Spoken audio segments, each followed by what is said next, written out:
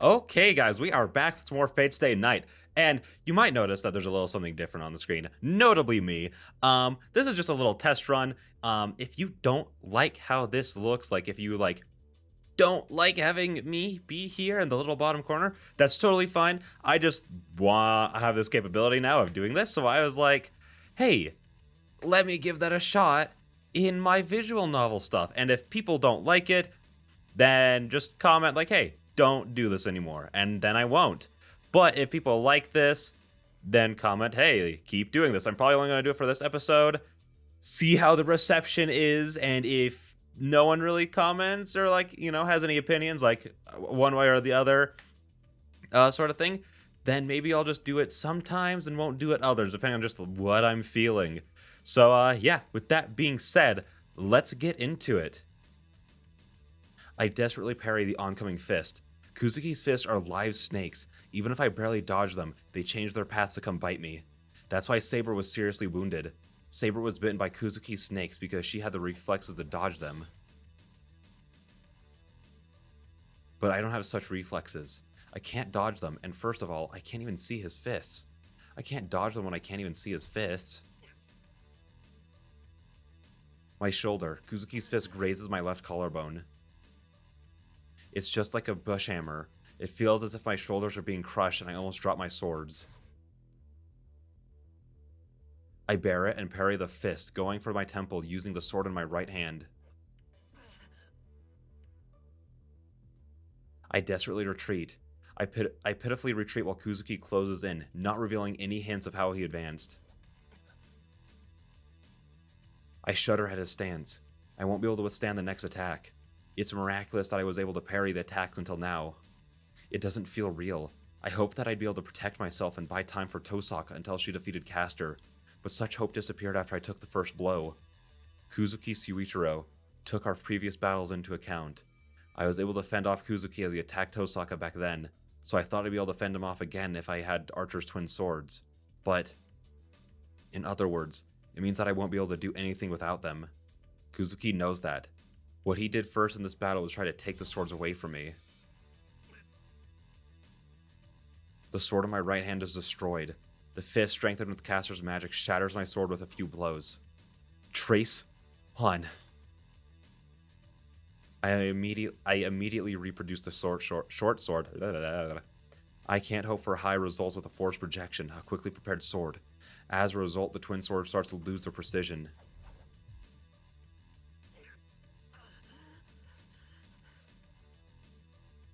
I can't breathe right. I frantically block Kuzuki's fist with the short swords. I just follow the twin swords, and copying Archer, Emyashiro's limbs have far exceeded the limits of his body. And then there's this headache.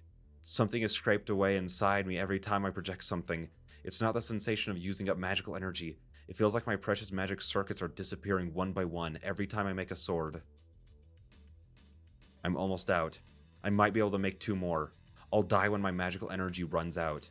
But first of all, can I stay alive until my magical energy runs out? I'm flung away. Kuzuki's right fist, the fist he hadn't been using, was suddenly thrust like a lance. I shielded my chest with my blades. In that instant, my swords were destroyed and the impact flung me away. I feel something hard on my back. I must have been pushed back about 5 meters. I try to draw a breath and realize that I can't. The penetrating impact has numbed my heart. I can't breathe and I can't move. It's only for a few seconds. In the few moments it takes my heart to resume its work, the devil approaches. This is it. This man could kill me if I dropped my guard for only a second. With me like this, he has time to do it 6 times over. I glare at the enemy. Even if my limbs won't move, there's something I can do. First of all, I'm not suited for melee combat. Emyashiro's weapon has always been his magic. Then, it's not over yet. My role is to keep Kuzuki busy. I can't give up without fulfilling my role. Huh? The sound didn't come from right in front of me. The image of the sword disappears from my mind. Kuzuki, who was approaching to twist off my neck, stops. Something is happening behind Kuzuki. It happened to Caster, with the altar behind her. See, and I don't remember this in the anime at all. I just genuinely don't know what happens here, because I forgot. So we're figuring this out together. Tosaka is also at a disadvantage. No, her burden is greater, as she fully understands the difference in their powers. Caster points her finger with a composed expression. The magicist arrow, plague wind. Caster does not need to cast her magic. For a witch that lived in the age of gods, incantations are unnecessary to connect herself with the world. Caster is always surrounded by divine mysteries of ancient lore. For Caster, magic is something she commands. It is just like ordering her guard dog to attack.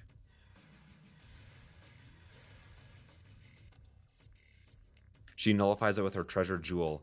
She does not have the time to cast a spell, and she cannot match Caster with simple magic from the magic crest. Their skills as Magi are as far apart as heaven and earth. To bridge that gap, she must use the power that she has spent a long time gathering. Crystallization of magical energy, the magical energy that she has stored since she was born as a Magus.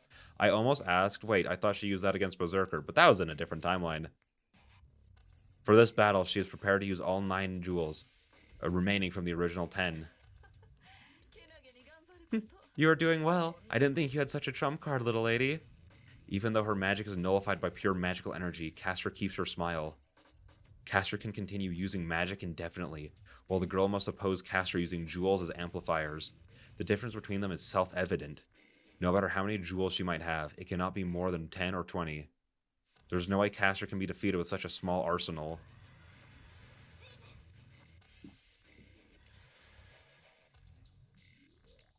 She nullifies the electric charge with the 7th jewel. She has 6 jewels left. With 6 more spells from Caster, her last resort will be exhausted. Oh, you cleanly blocked them. You really are cute. You do not have to use up the whole jewel if you're only protecting yourself. She does not react to the giggling voice and takes out another jewel to get ready for the next attack. As Caster says, the jewel will not break if she uses it to protect only herself. The jewel should be able to protect her about 3 times, but she cannot do that. Caster's magic covers the whole temple once it is cast. Kuzuki should be protected by Caster, but he is an exception.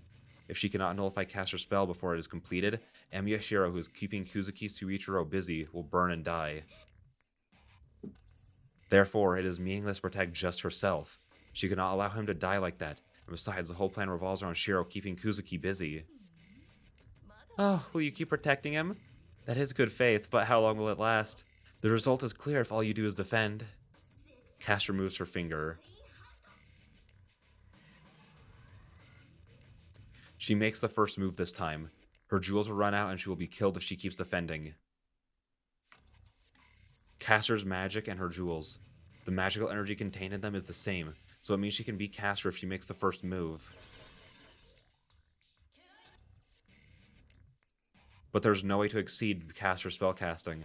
If Tosaka Arena is the fastest because she can perform magic directly by releasing the jewels, Caster is also the fastest as she is capable of creating divine mysteries with one word. There is no first move in their battle. This is merely a clash of power against power. The first one to run out of magical energy will die. Then... Conclusion. Sword of Fire. Synergism. She just needs to force her way through. She unleashes a barrage of jewels to penetrate Caster's magical energy. Jewels 5, 3, and 4 are released in succession. Moreover, she uses the treasured 4th jewel to add a synergistic effort. This magic is beyond her limits. You can't use magic surpassing your own level. The one who said so is breaking the rule to execute this attack. The attack will destroy not only the temple, but the whole church if Caster does not defend against it.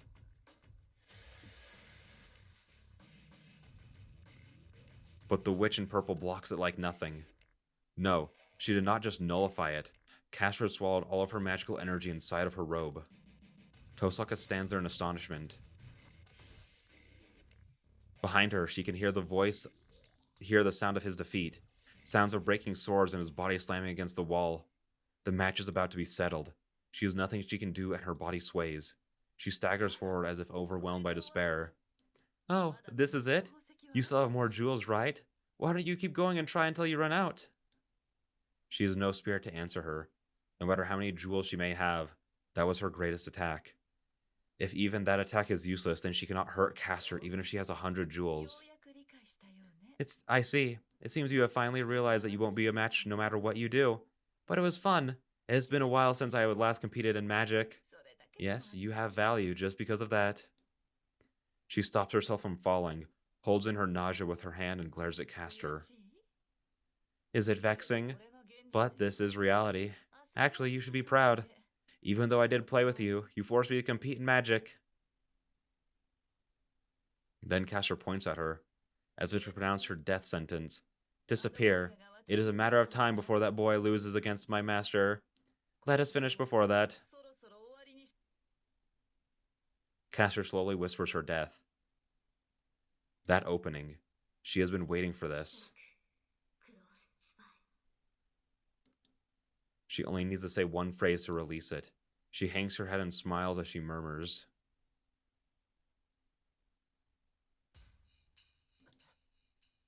Huh?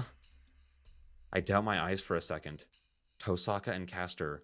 Their battle of magic has ended with Tosaka's defeat. Tosaka slowly staggered forward as if asking for Castor's forgiveness, and Castor released her magic to finish her off.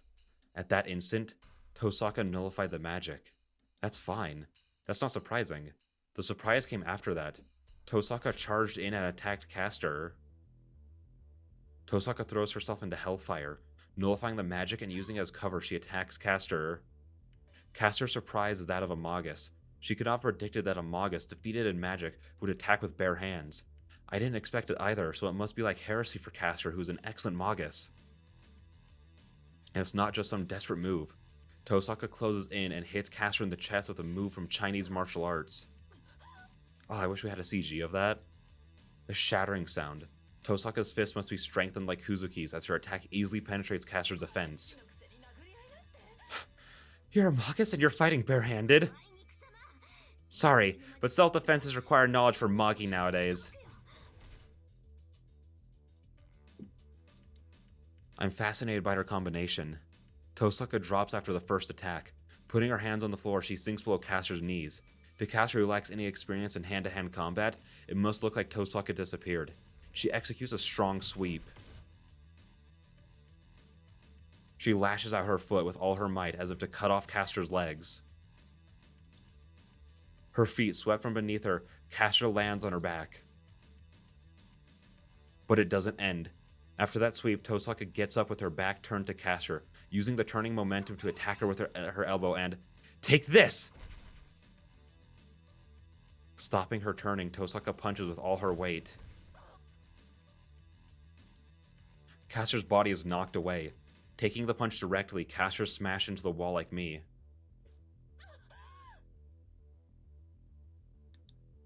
With her back to the wall, Castor moans dizzily. Got you! They are separated. Tosaka kicks the ground to cover the few meters in between them. The match is settled. Castor cannot move and her wound seems fatal. The battle only lasted a moment. The match is decided within 5 seconds after I was smashed into the wall by Kuzuki. Castor doesn't have the energy to fight back. Tosaka runs the Castor with saber-like speed and executes her finishing blow. Strengthening of a few seconds using magic. Tosaka intended to fight Castor like this from the start. Castor only saw a Magus in Tosaka. She challenged Castor at magic so she could achieve her one-time surprise attack. And the plan worked. Castor has been deceived and has lost completely. Tosaka has won the battle. Yes. No. No, that is it, Tosaka. If not for this man's monstrous ability. If Tosaka ran to Castor like a hurricane, he ran like the devil's wind. No way. Tosaka stops. Kuzuki Suichiro, the one who was in front of me until now, is standing in front of Castor. Oh! Tosaka moves. The instant Tosaka feels death, jumps back and shields herself. Kuzuki's attack that blew me away strikes Tosaka in the face. Ugh. She guarded her face with both her arms and jumped back, but she still sent flying. Tosaka smashes into the wall opposite me, her arms dangling as if broken. You lost your chance. Your lack of experience shows in your inability to kill her after 4 strikes. He speaks plainly, but that's not Tosaka's fault. The reason she lost her chance is because of me. If I had kept Kuzuki busy, Tosaka would have beaten Castor. This is my fault. My weak fighting skills weren't able to stand up to Kuzuki's ability, and her once-in-a-lifetime opportunity was lost. Caster regains consciousness. Protected by Kuzuki, Caster looks around the temple. This is it. The surprise attack won't work on Caster anymore. Tosaka is tired and I can only project 2 more swords. If Caster uses her, in this situation we will never make it out of here alive. Phew. I thank you, Master. I would have been defeated without you. You do not need to flatter me. Just get Saber. We cannot take them lightly. Yes, that is a good decision, Master. Caster points to the woman on the altar. The visible binding of the curse, and when Caster tries to release it. Yes, if only you had done it a few seconds sooner. Above me, I hear a soft voice from the stairs leading up. It is Caster that notices the strange events first. Kuzuki doesn't notice. It is because Kuzuki cannot detect magical energy. Caster moves. Above her master, above Kuzuki Suichiro's head, are floating numerous swords. Suichiro! She must have figured out that her injuries will prevent her from blocking them with magic. Caster uses her body to protect her master. Trace on. The murmuring voice from above says those words.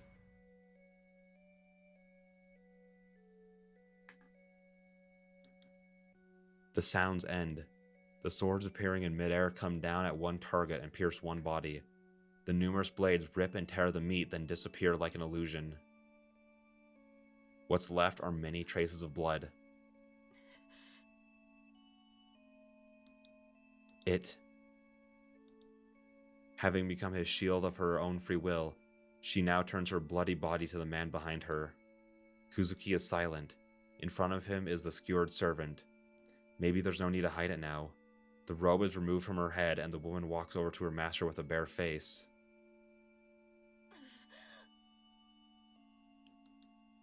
Her body is collapsing. With a dying body, the woman looks up at her master who has not twitched a brow. Her slender fingers runs across the expressionless face. Are you okay, master? Her voice seems clear. There's no change in Kuzuki. He only answers with a simple yes and does not even look at Caster. Good. It would trouble me if you died. She looks as if it is fine. No, the woman smiles knowing that what kind of man he is. But this is cruel. I finally found a wish. The fingers running along his cheeks fall down. Beginning at her toes, Caster's body is disappearing. You do not have to grieve. I will make your wish come true. She smiles at the simple answer. She smiles as if seeing a short-lived dream. That is impossible, because my wish was being fulfilled until now.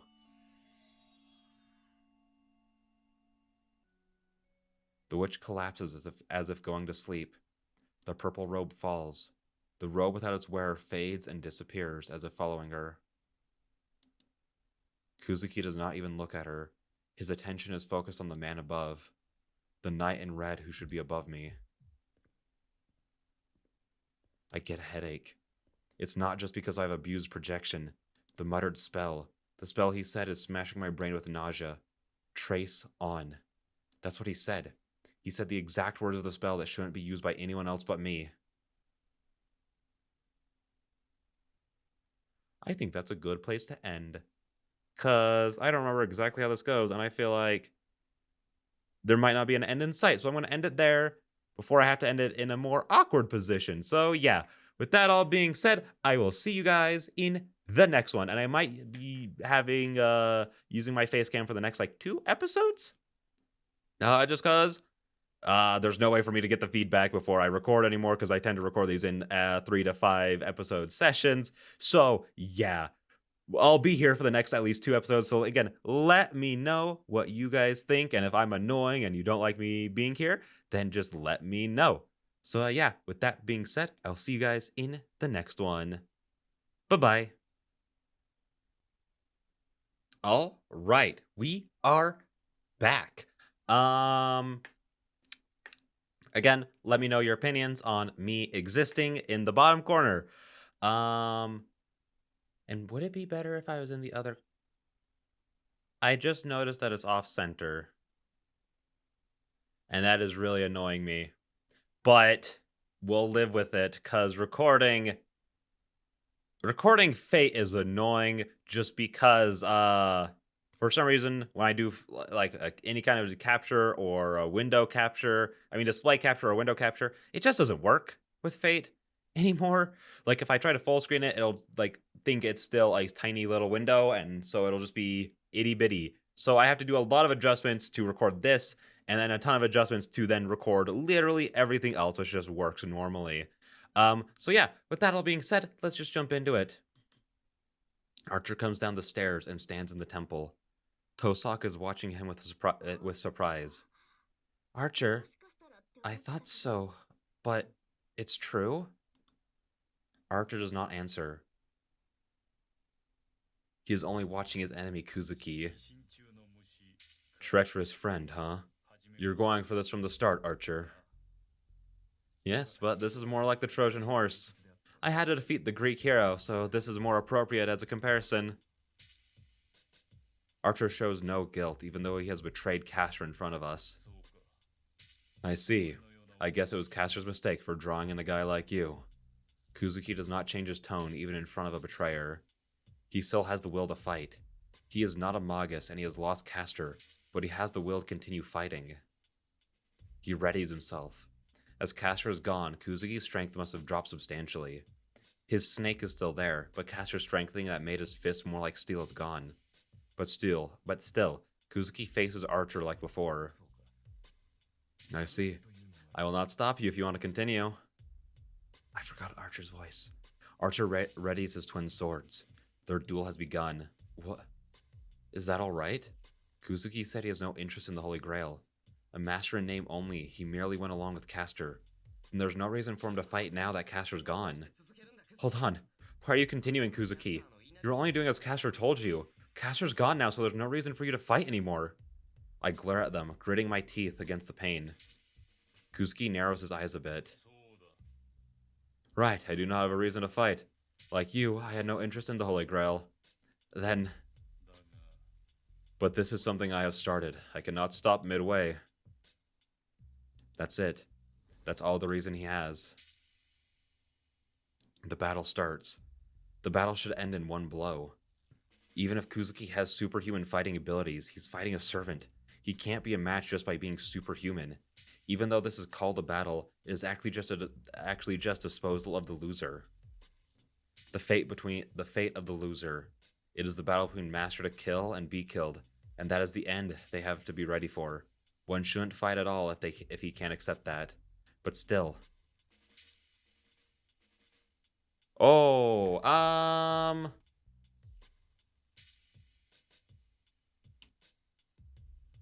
where's the bad ends? Where's the bad ends? You know, I heard that there's a lot of bad ends in the next route, so I'm worried about like them like overflowing and becoming too much. What's wrong with stopping them if I can? Yeah. If I can save him. Is it wrong to want to prevent his death if I can? I don't care if I'm called soft-hearted. I know it's just hypocrisy. To defeat another master means killing them. We fought, prepared to kill each other. I know how unfair it is to stop them now, but still, I decided to fight so that I could save people. I can't ignore a life that can be saved. Stop. The match is settled. You guys don't... I suppress my headache and try to stop them. At that instant, Kuzuki moves. What? Kuzuki must have taken my voice as a signal as he rushes Archer in a flash and lashes out at his temple. Any ordinary man would have had his skull crushed, but Archer does not dodge it. His head moves from the impact. The knight in red takes Kuzuki's blow and pierces Kuzuki Suichiro's chest at the same time.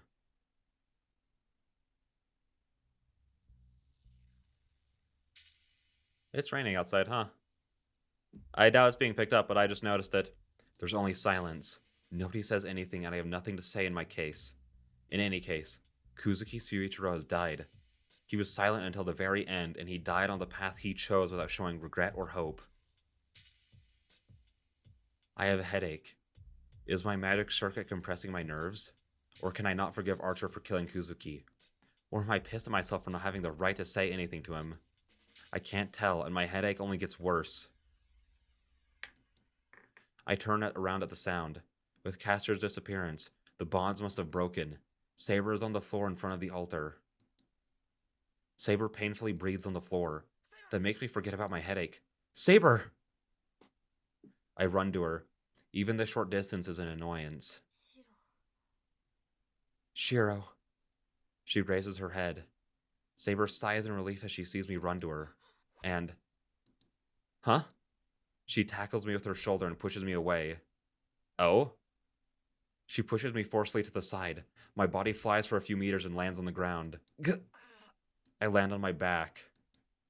I shake my confused head and look up. At that instant, I hear steel hitting steel. Saber is there, fully armored, and numerous swords lie on the floor, right where I was standing before Saber tackled me. Damn, I missed. He says in a bored voice facing Saber. Saber, who can barely keep her body standing, glares at Archer. You. I don't even need to ask why she's glaring at him. He shot those swords from behind to kill me. Saber saw that and instantly pushed me away. Tosaka watches him in astonishment, and Saber readies her sword while breathing heavily. Their situations are different, but they both have wonder in their eyes. Why is Archer trying to kill Emiya Shiro when Caster's dead already? The only calm ones are Archer and I. It's not that surprising. We hated each other from the start. We opposed each other, unable to get along. I don't know why, but I just cannot approve of him. The reason behind it, if that is really the reason for us not being able to approve of each other, it is natural for him to want to kill me. I get up. Saber must have been desperate. She tackled me without holding back, so I can't breathe properly. It would have been funny if when she tackled him, she accidentally, killed him. In trying to save him. That just makes me more determined. This is all she could manage when she tackled me with all her might. She doesn't even have enough power left in her to even fight me. It's suicidal for her to confront Archer in such a state. Archer, what are you doing? Tosaka draws near Archer. It's natural. Archer switched to Caster's side to attack her by surprise. Now that it succeeded, there's no reason for him to attack me. The acting's over, right? We beat Caster, so I won't let you do anything selfish now. Let me? I do not get it. Why do I have to ask for your permission? You're not my master or anything. Archer? Our contract has ended. I am free now. Do you think I'll subject myself to human control? After staring up at the night in astonishment, Tosaka gasped in sudden realization. No way, Archer. I will act to achieve my objective, but it is troublesome to have you around. Tosaka jumps back. She gets away from Archer, tries to run towards me who's still on my knees, and her movement is stopped cold. A swarm of swords about 2 meters high. They pierce the ground, drawing a circle and becoming a circular prison. It's a circle big enough for one person to fit in, and Tosaka is trapped inside. I will not let you interfere after I've come this far. Our contract has ended, so the binding of the command spell does not exist anymore. That is the only reason I sided with Caster. I needed to break the contract and nullify that command spell. Turning his back to the imprisoned Tosaka, Archer starts to walk. Not towards Saber, but towards me, still on my knees. I thought so, but why, Archer? Do you still want to kill Shiro? Yes, I will kill Emiya Shiro with my own hands. This is the only wish I have after being reduced to a guardian. What? Power returns to Saber's body. She musters her strength and moves between Archer and me. Archer, do not tell me you are... Yes. You asked me once, right? Whether I had pride as a hero or not. Of course not. I cannot have such a thing. Only regret fills my mind. Saber, I shouldn't have become a hero. The aggression fades from Saber. What did she figure out? Her enmity towards Archer is gone. That's it. Step back, King of Knights. You'll disappear right away if you act recklessly when you don't have a master. Emiya Shiro does not have his rights as a master. Your wish cannot be granted even if you support him. I cannot do that. Even if he's not a master, our contract will not go away. I have sworn to protect him and to be his sword. He knew nothing about the Holy Grail War. But he responded to my oath. I cannot betray his trust. She readies her invisible sword, but I do not see the usual valor or strength in her stance. I see. Then you can die here along with the fake master. Twin swords appear in Archer's hands. Saber can't even take those swords right now. You idiot! Run, Saber! I get up and reach for Saber. Does she do it to get away from my reach? Saber pulls herself together, kicks the ground, and charges at Archer.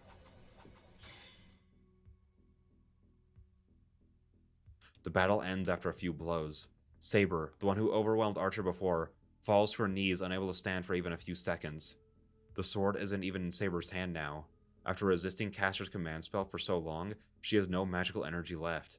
Unable even to breathe, she puts her hands on the floor, desperately trying to hold her disappearing body together. Archer raises his swords. The twin swords are swung down onto Saber, and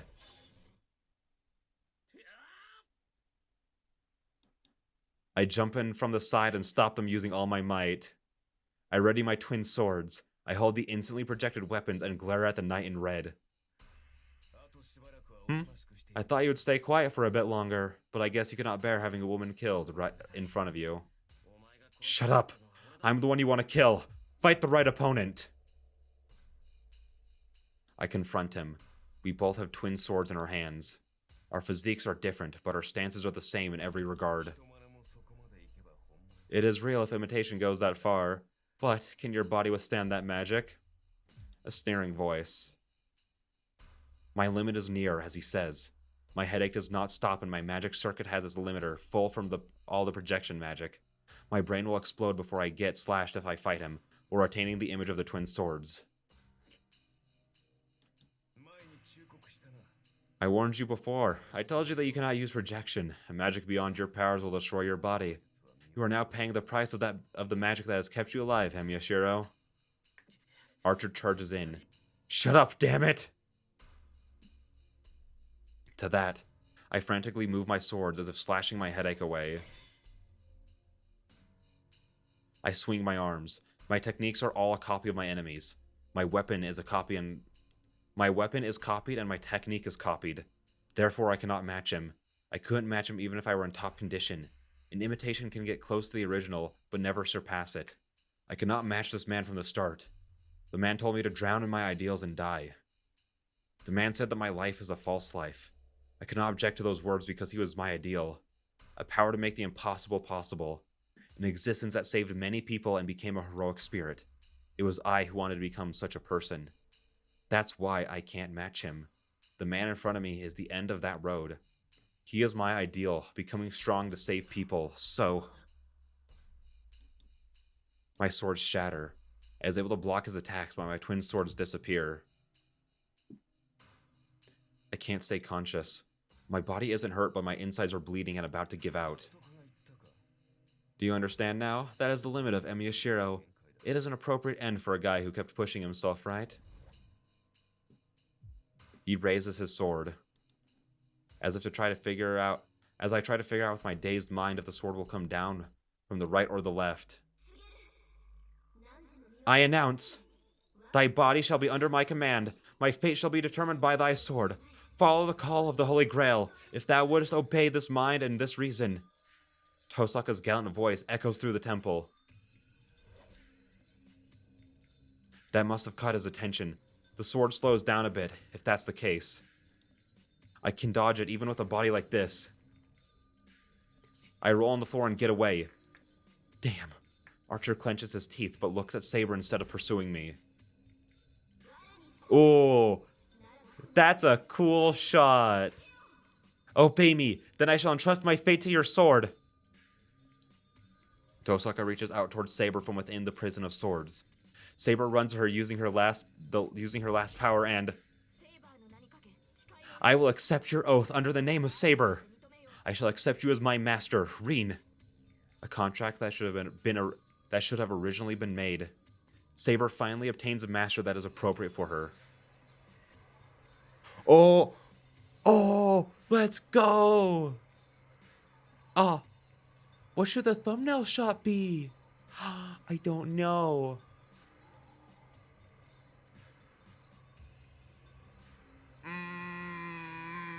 I don't know. I kind of want to end the episode right there just so I can use this as the next thumbnail. Cause it's a bit just better. It's just better to make thumbnails out of the CGs instead of just being like, here's a picture of Irene just talking and blocking and stuff. So I think I don't know. You know what? Yeah, instead of just drawing out if I'm going to do it or not, I'm just going to end the episode there, and we will be back in the next one. All right, I'll see you guys then. Bye-bye. Okay, we are back. And yeah, I'm still here. Hi. Violent wind rages. She must have gotten back her true powers by obtaining a true master. Saber is unlike anything she was before. What? I'm not the only one that gasps. Even Archer is fascinated. Rising swirls of magical energy and armor that can never be damaged. There seems to be no end to this overwhelming power. This is Saber, the heroic spirit of the sword, said to be the strongest servant. Damn, I was gonna let her make a contract with Reen, but the order is getting mixed up. No, that was a murmur. Archer murmurs while looking at Saber. He must not have had enough to spare to pay attention to me now. So, what will you do now, Saber? Since you have made a contract with Reen, you truly have no connection with Amyashiro now. I believe I told you, Archer. My oath is with Shiro. My oath with Shiro will never go away. Saber is firm. Archer clucks his tongue and grips his twin swords again. Rather, what are you going to do now, Archer? I will stop you with all my might if you try to kill Shiro. Now will be the time to rethink. You do not think you have a chance to win against me now, right? Saber's warning is true. Saber would not lose even to Berserker now. No matter who he may be, Archer cannot match Saber. He should know that more than anyone, but... How can you be so confident when all you got back is some magical energy? Archer charges. Their weapons clash. Archer charges in at Saber like a red bullet and attacks her with all his might. Saber receives the blows like nothing. Neither the size difference nor Archer's momentum matter. Saber repels Archer's sword without flinching. Archer, the one who attacked, is the one who retreats. The attack made with all his strength, a blow that should not need to be repeated is. Not only is it blocked, but his body loses balance as well. Archer steps back. There. Saber's sword attacks him like surging waves of raging fire. Archer can only defend against her attacks. Saber's sword will kill him if he tries to counter. No, first of all, he does not have anything to spare for a counterattack. The only resistance Archer is allowed is to block Saber's attack until he runs out of energy. That should not take long. The magical energy in Saber's sword scrapes away Kancho and Bakuya with each attack. The twin swords cannot take any more, and Archer's arm should be powerless by now.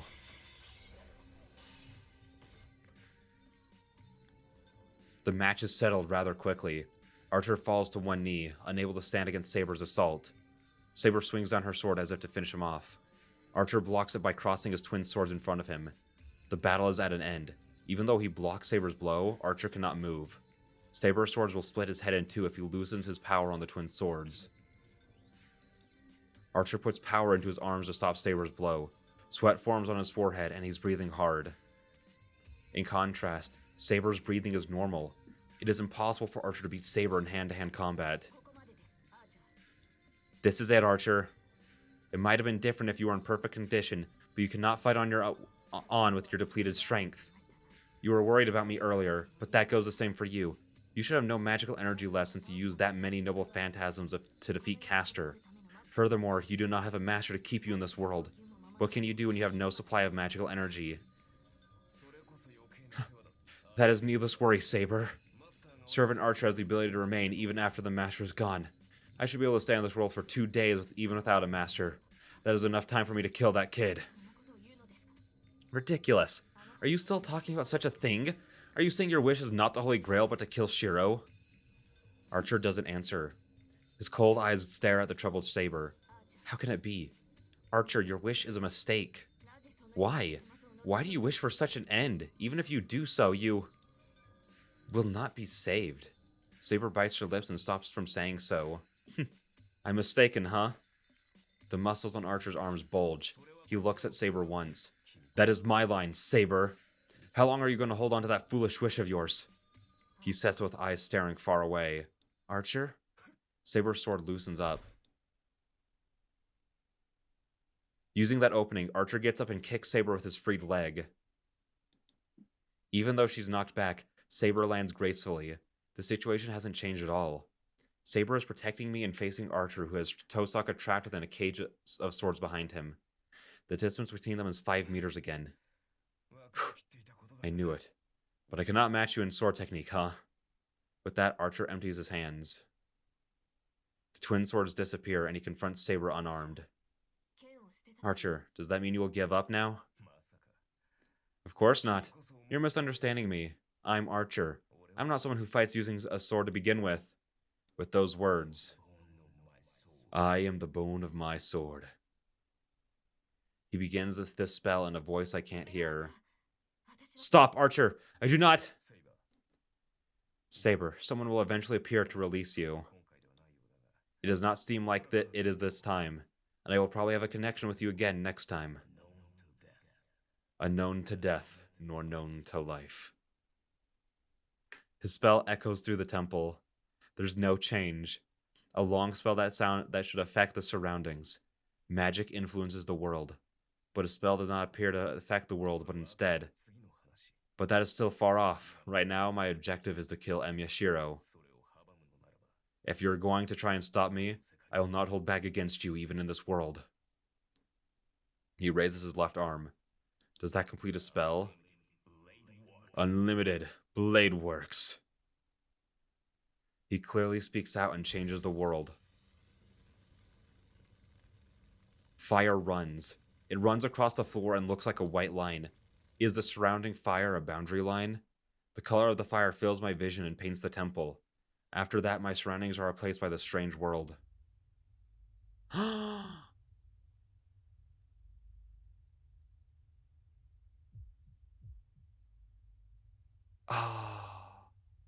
this has to be the thumbnail. I ended the last episode because I was like, I want that saber to be the thumbnail. But now it has to be Archer. It has to be Archer. Pain fills my brain. I can tell. I understand what his magic was. What this absurdity is. I shouldn't be able to understand, but I can tell what this is, whether I want to or not. And that makes my brain boil. In short, this is a steel manufacturing factory. Burning fire and turning cogwheels. A field of swords without owners extends to the horizons of the desert. All the swords in the ground are famous. Kancho and Bakuya originally came from this world. An almost infinite projection of weapons. Innumerable weapons make this place seem like a waste yard. The night in red reigns as the center of this kingdom of rubble. This is... The confused voice is Saber's. Inside the illusionary fire that is not even hot, she watches the night in blank amazement. Reality marble. A great forbidden magic that puts form to the user's mind and violates reality. So you're not a swordsman, nor an archer, but... Yes, I was a magus before I became a heroic spirit. Tosaka sounds disinterested. Could it be? Did she already know Archer's true identity? And hang on, I need water! I need water! Then Archer, your noble phantasm is... I have no such thing. I do not wield any holy swords nor demonic swords. The only thing I have is this world. If a noble phantasm is the symbol of a heroic spirit, this reality marble is my noble phantasm. I can reproduce and store any weapon that I see the original of. This is my ability as a heroic spirit. Saber gasps. She looks with blank amazement at the extending graveyard of swords in the desert. The ashen sky and steel wasteland devoid of all life. This is your world, Archer? Yes, I do not mind if you like to test it out. I shall reproduce that holy sword of yours. My holy sword? Are you saying that knowing is true identity, Archer? Are you saying that knowing is true identity, Archer? Of course. A weapon of such rank cannot be perfectly reproduced, but I can get it close. What will happen in that case? Will the people around us survive when the two holy swords clash? Archer, you... Yes, you do not use your holy sword, Saber. I'll have to oppose you if you do. In that in that case, the ones to disappear would not be us, but the people around us. Knowing you, you would protect that kid at the cost of your own life. Even if I die, I will project the holy sword. In that case, only Yashiro would survive. That would be pointless. Archer raises his left arm. The swords beneath him float up one by one. Do not oppose it. You should not die instantly if you are lucky. You can have your master heal you after it is all over. Archer points at Saber. The numerous swords point towards Saber. All of these weapons are sure to kill. You can dodge them, but in that case, give up on the kid behind you. And he gives the command. The numerous swords are shot. Saber does not move. She confronts them, intending to deflect all the weapons using her sword, even prepared for her own death. Trace, on! I can't think because of my headache. My magic circuit can only handle one more projection. My insides are burned up and almost melted. But such concerns vanished when I saw this world. Before I realize it, I have jumped up, run to Saber, and I'm glaring at the annoying swords. Shiro! No, quickly! I don't care. For now, the oncoming 18 swords. Analysis of all of them cannot be completed with my eyes alone, so my senses go wild and go past the fastest speed. Go faster and faster and faster. They approach. Something like a cocking hammer goes down on my head. Don't. I stick up my left arm. I have no doubts. I've copied him so many times. If there's nothing wrong with my theory, be ridiculous, damn it! There's no way I can reproduce the rain of swords in front of me.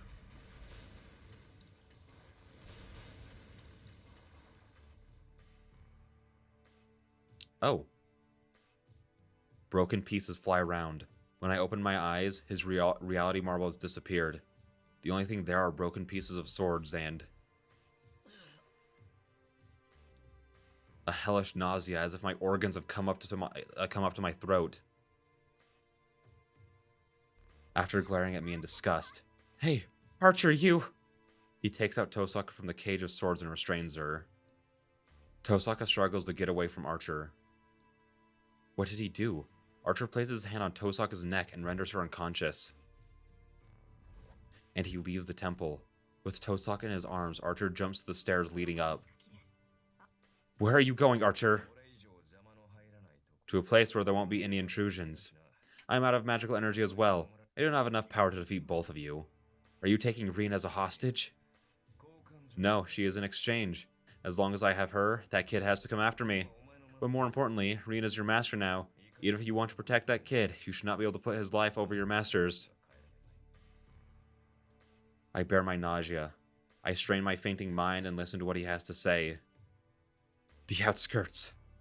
And I say so with shaking throat, not even able to look up. What? I said the forest in the outskirts of the town. There's an empty castle there. We won't cause trouble for anyone there. Shiro, you want to complain to me, right? Fine, I'll listen. I also have complaints against you. My vision flickers. Even as I speak, I feel sick as if in another dimension. The forest outside the city. I see the Einsborn Castle is there. There certainly should be no interruptions there. That is good determination, Yashiro. Shut up. But I don't want to hear meaningless things. If I do hear them, I won't be able to hold this nausea in and I might vomit out my organs. Do something to Tosaka before then, and I'll kill you with Saber for sure. I make this oath. I violently scratch my forehead, tearing off the skin in an attempt to silence my headache.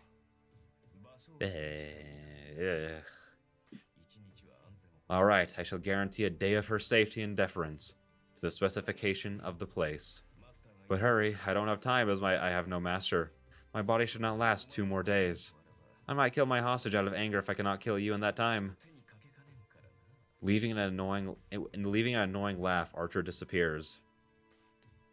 I slump to the floor, unable to keep my eyes on him. Shiro, it is too early for you to use the same projection as Archer. An arm comes to support me as I start to fall. I'm sorry, Saber. He got Tosaka. I suppressed my headache and managed to get up. Shiro, that is fine. Rin is safe. Archer should not do anything to Rin. You are in more of a danger right now. You should leave Rin to me and rest at your place. No, I don't have such time. I try to finish, but I start to faint. Damn, I can't even complain, huh? I will listen to you later. I will take you to the house for now. That is fine, right? Hey. I don't even get to object. Saber supports me and starts to walk to the stairs.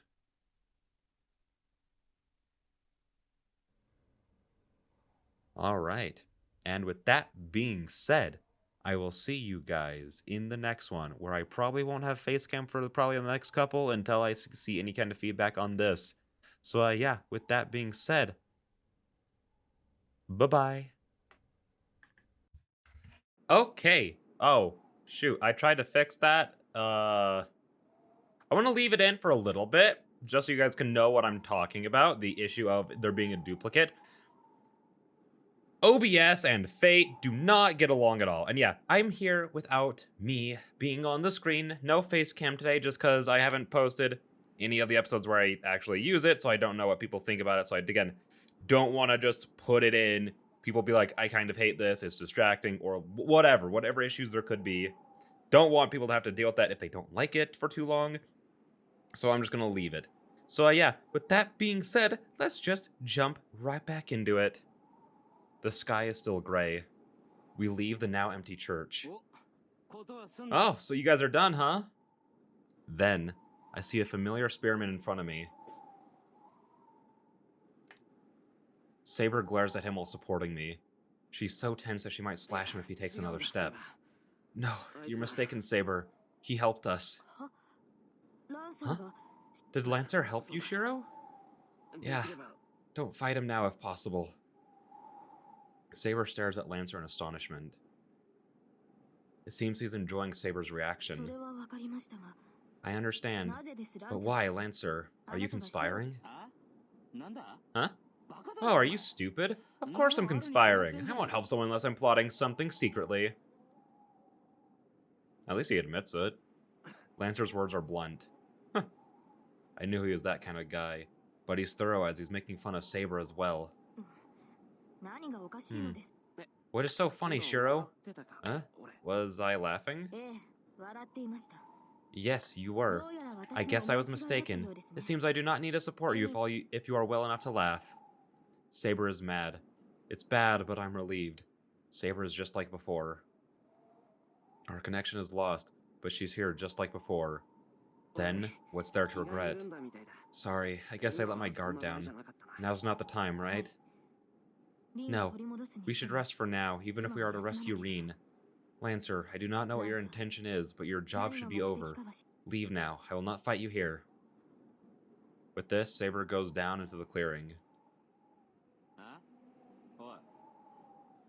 Hang on, I think my dog's trying to get in.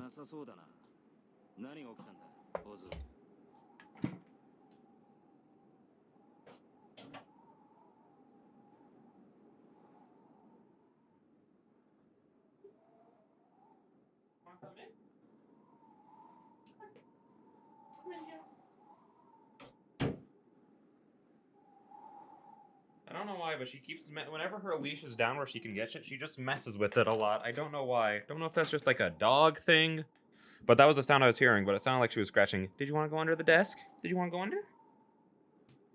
There you go, girl. There you go. All right. Hey, everything went well. Or I guess not. What happened, kid? Archer took Tosaka. We're going to rescue her. Suppressing my dizziness, I meet his gaze and answer him. What? Hold on. What's going on? I'm sorry, but I don't have any energy left. I'm not able to explain such a long story. I should go home and... Archer's objective is to kill Shiro. He has abducted my master Rin and requested a one-on-one fight with Shiro if we want her back. Her life will not be guaranteed unless we go to him within a day. Well, it helps me out if you can do the explaining, but it does nothing to explain the situation to Lancer. Damn. He really did it this time. I bet he's really regretting not killing him right now. Then, he takes off his friendly face and grits his teeth. Lancer? So what? You betrayed that young lady not only once, but twice. Yes, that would be the case. What about it? This isn't the time for that. Damn, I've changed my mind. This was the only help I was going to offer, but let me help you a bit longer. I won't be able to have peace of mind like this. Having said this, Lancer starts walking. Saber watches Lancer silently. I understand how she feels. He's saying that he'll come with us. I say, what kind of magic did you two use to get him on our side? Saber sounds more shocked than amazed. Unfortunately, I don't have the energy to reply, as my wounds are starting to hurt again. No, first of all, I'm the one who wants to ask that question.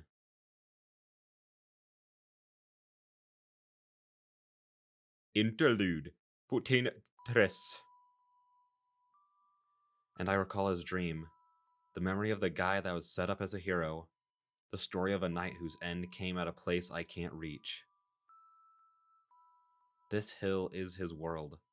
This desolate land is what the man who kept on fighting for others obtained.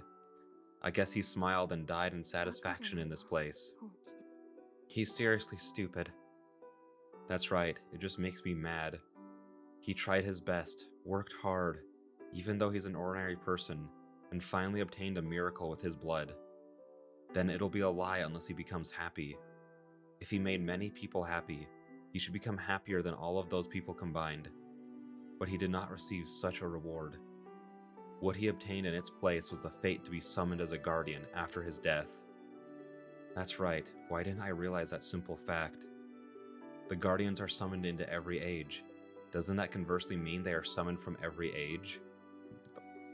Yes. From the present and the past. Heroic spirits can be even summoned from the future. Oh gosh, another diagram. Since guardians are pushed into a seat away from the time axis, the concept of time does not exist for them. As soon as one becomes a heroic spirit, they sublimate into something other than what they used to be when they were human. Then, it is possible for a guardian to be summoned into the place and age they lived in when they were alive. It's vexing when I think about it. It's because neither of them is saved.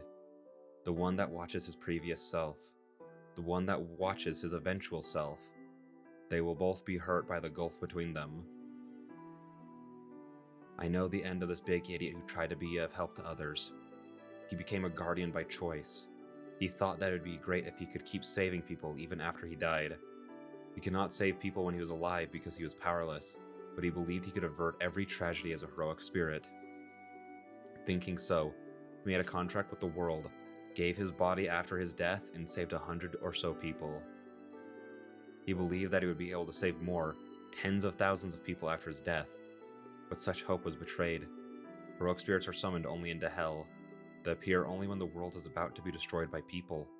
Humans are beings that will perish from their own doings, so the process of destruction must always be the same. He was summoned only into these hells, in the land of death where the ones he wanted to save were already dead. He killed even more humans. The boy who stated he just doesn't want to see anyone cry could only see crying humans forever. There's only one thing I can say. He has been betrayed by many things, and in the end, he was betrayed by the only thing he believed in, his ideal. I am the bone of my sword. Steel is my body and fire is my blood. I have created over 1,000 blades. Unknown to death, nor known to life. Have withstood pain to create many weapons. Yet those hands will never hold anything. So as I pray, unlimited blade works. That is the only spell given to him. What is that? I'm so mad that I want to hit him and scold him. I, Tosakareen, have never had any hardships. I mean, your dad was murdered in my life. Your sister was taken. Spoilers, sorry. So I might not have the right to say it, but I believe in working hard and going through the pain. It's wrong not to be compensated for your fights. That's why I'm angry at his uncompensated life, And most of all, I can't leave him be because he ended up cursing his life. You're my servant, so I'm only going to do what I believe is right. I'm not as loose as Emiyashiro, but I do have some things I cannot give up. I won't give it up no matter who's telling me so. That's right. That's why I decided that as long as I'm his master, I will believe in my path like he used to. Used to do. That's all I can show to him. That's the only way I can repay him. It might have been meaningless, but still, I do it so that Archer, the one who lost his own past, can realize that his life was something he can be proud of.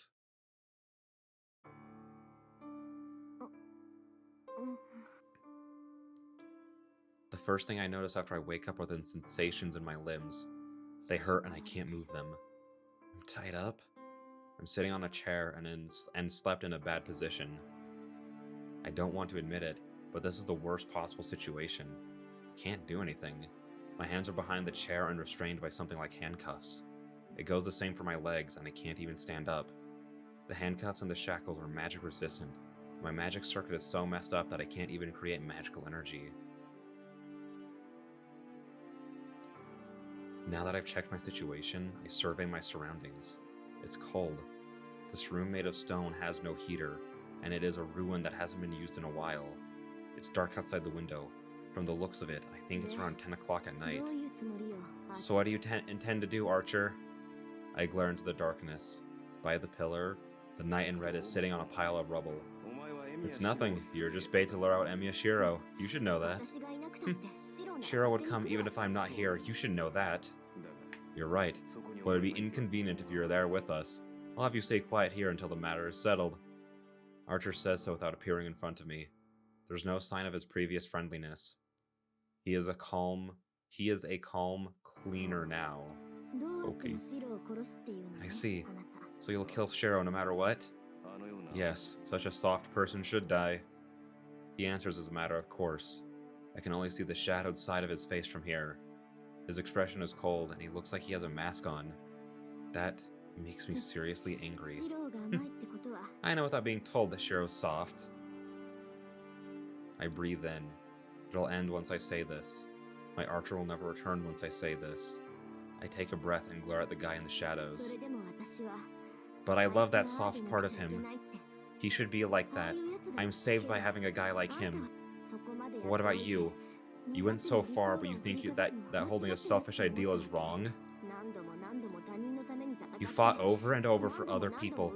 You got betrayed over and over, and you were forced to clean up after them. Over and over. Were you disgusted with humans after that, Archer? I get even more angry as I speak, and I'm screaming it out now. Archer doesn't answer. The face in the shadow is a face I've never seen before. Oh. It was Gilgamesh the whole time. It was very literal, not metaphorical in the slightest. You cannot save everyone. When I heard this from the man I believed could save anyone, I felt resistance. Look, Shiro. Superhero can only save the people he has sided with. I didn't like those words either. I didn't want the superhero himself to say these things. Since that time, Emiyashiro's whole life may have been focused on overturning those words. There's no need for sacrifices. Nobody will get hurt if you work hard and do your best. My father should have yearned for that as well. So, yeah, I'm relieved. I cannot look away from his last moment. Tosaka told me such a life is unnatural. I know. I realized that a long time ago. There's no world where nobody gets hurt, nor can one seek happiness without hurting others. Such a utopia does not exist anywhere in this world. Emiyashiro's secret is superheroism. Emiyashiro's search for superheroism is just hypocrisy. There is nothing at the end of helping people. So, I know that without being told. It is a false life that can save neither yourself nor others. Yeah. Even if it may be true, I won't let you say it.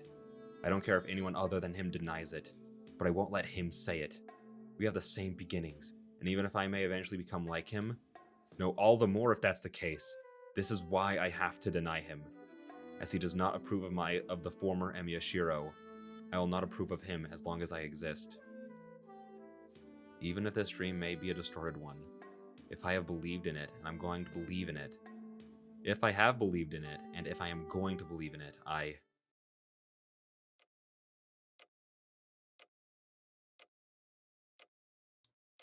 wake up, look at the clock right away, and see it's 11 o'clock now. 目が覚めましたか、シロ。 Are you awake, Shiro? Sitting Japanese style, Saber greets me in a calm voice. It's been half a day since I came home from the church. She must have watched over me since I fainted. Yeah, I'm awake. My body's fine. I'm not tired and my headache's gone. I get it from the futon. My limbs are fine now. The magic circuit I overused is still exhausted, but it hasn't burned 行 up. くのですか、シロ。 Are you going, Shiro? Saber suddenly asks. The answer's obvious, so I silently nod わ back. かりました。 I で see. すが、シロ。 Then I shall go with you. リンは But 私のマ Shiro, スターです。 Reen is my master. 彼女を It 救い出 is すの my は role to save 私の her. 役 I 目 will です。 stop Archer, so... No, you got it backwards, Saber. I'll fight Archer. I interrupt Saber. She looks at me それはダ uneasily. メだ。アーチャーは No, Shiro. Archer is your... 分かって She る。 hesitates to finish her あい sentence. つが何者なのかは I 多 know. 分 I've 出会 probably った known who he was from the first time I met him. I've opposed him without reason from the first time we met. I stubbornly hated him, thinking that I could not approve of him. It's natural. People can only look away when faced with their own け mistakes. ど Yeah, だからこそ but that's why I can't あい approve つ of のし him. たことは認め I ない have to settle my score with him. I stand up. My body feels great. There's only half a day left until the deadline. I can't spend any more time シ resting. ロ。 こんなことを言える Shiro. 立場じゃないけど I don't have any right to say this, but please, Saber. I'll fight Sotoki. Archer. Don't help me no matter what happens. I bow as I ask Saber. いいえ。そのよう There's な no need to あな act たが like そう that, 望む Shiro. のなら I こ shall の身 obey は if あな that たの is your 盾に wish. なると誓ったので I have す。 sworn to be your shield. その行 I く shall 末を observe your fate until the 最 very 後ま end. で見届け Her answer is perfect. Her clear voice sweeps Arigato. away the uneasiness within me. セイバーが見守ってくれる Thank な you. ら It's reassuring to know that you'll be watching me. はい。私 Yes, I'm glad you are like that, Shiro. She smiles back. We're prepared for departure now. And with that, I will see you guys in the next one. Bye-bye! Alright, we are back. And basically heading into, like, the climax of the story, which is so weird. Because, like, these routes all take so long to, like, get through that when you actually, like, start, like, rounding up towards the end, it's like, it's just the end of a long journey, you know? Been uploading Unlimited Blade Works for freaking how long now? I don't even know how long I've been uploading Unlimited Blade Works for. But I mean, I've been doing Fate for over a year now in general, like all combined. So yeah, by the time we finish, like, because again, 3 go up a week. There was a lot of breaks for the Fate route, one long-ish break for Unlimited Blade Works. So like, I don't know. I'm kind of interested to see, like, if you just count, like, how many weeks of actually uploading Fate, how long does that equate to? I think by the end of Heaven's Feel, it might be, like, a full year. So that'll be interesting. But yeah, with that being said, let's just jump into it. We leave my house. Who would have thought I would go to that castle again? 人の話 Hey. 聞いてねえだろ。 Hey, you guys aren't listening to me, right? Huh? は Huh? We both turn around. Oh, come to think of it, Lancer was still here. なんだ案外 Oh, you have more free time than I thought, huh? It just slips out. He must be self-conscious as he doesn't try to ラ retort. ンサーあなたが Lancer, 何 I を do not know what you are 企んでい planning, るか知りません but there's アーチャ nothing ー to は gain すで from にマスターを following 持た us. ないサーバン Archer is a あなたの servant マスター without a が倒してくれ master. るとは思え I ま do せん not think your master would want to defeat such a person. ああ、わかってるわかってる。 I know. I have no intention of fighting Archer. You can rest assured that I won't butt in on the fight. では何のためについてこようというの Then です why are you going to come with us? 私との If you want to 戦 settle the match with me, I can do it right here. それも値下げだな。 No, I'll pass on that. I have no intention of fighting against your master. Rather, I want to sell her some favors. I want her to be in debt to me. Huh. Saber glares at Lancer, and Lancer ignores her. Okay, do as you wish. We can use all the help we can get in saving シロ Tosaka. ランサーは敵です Shiro, Lancer's an enemy. You cannot make such a rash decision. そいつ That should be alright. He's twisted, but he won't lie. First of all, he's not the sneaky type. He'd come fight us straight on before he would try to trick us. Didn't he literally sneak attack you twice? That is true, but... Well, I'll turn him down if you don't want to, but he'll follow us even if we let him be. So isn't it easier for us to just have him near us, where we can keep watch? たった数日で You're getting better at making excuses, Shiro. Well, a lot has happened. For some reason, it's getting easier to talk in like the Saber voice than it is to talk with the Shiro voice, which is just my voice. I don't know why. Well, that's it, Lancer. We won't concern ourselves with you, and you don't bother us. Let's go together if that's fine with you. I say to the guy that's watching us with a smile. Good enough. Wow, you guys are a great combination. Saber's stubborn, so I'm glad you're more mature now. そのようなことはありませ That ん is not true. Shiro is the stubborn one. You do not know how much trouble I have been through. What? Are you gonna tell me if I ask? Fine, we have some time until we get to the castle. Let's entertain ourselves on the road with your stories. なぜ私 Why do I need to explain such a thing to you? You have nothing to do with this. Saber roars at Lancer. Wow. I guess Saber doesn't get along well with Lancer. But I never thought that Saber would get angry like Tosaka. Oh well. Let's get going. We don't have time to be playing around. We have to get to the castle as quickly as possible. I leave the two and start walking. シロ Shiro, I am not playing around. She must still be mad as she yells at me. Lancer follows from a distance. Follows from a distance. It's midnight right now. I know how far the castle is from here. We should make it in time. We'll probably get there around dawn. We start to walk to the masterless old castle.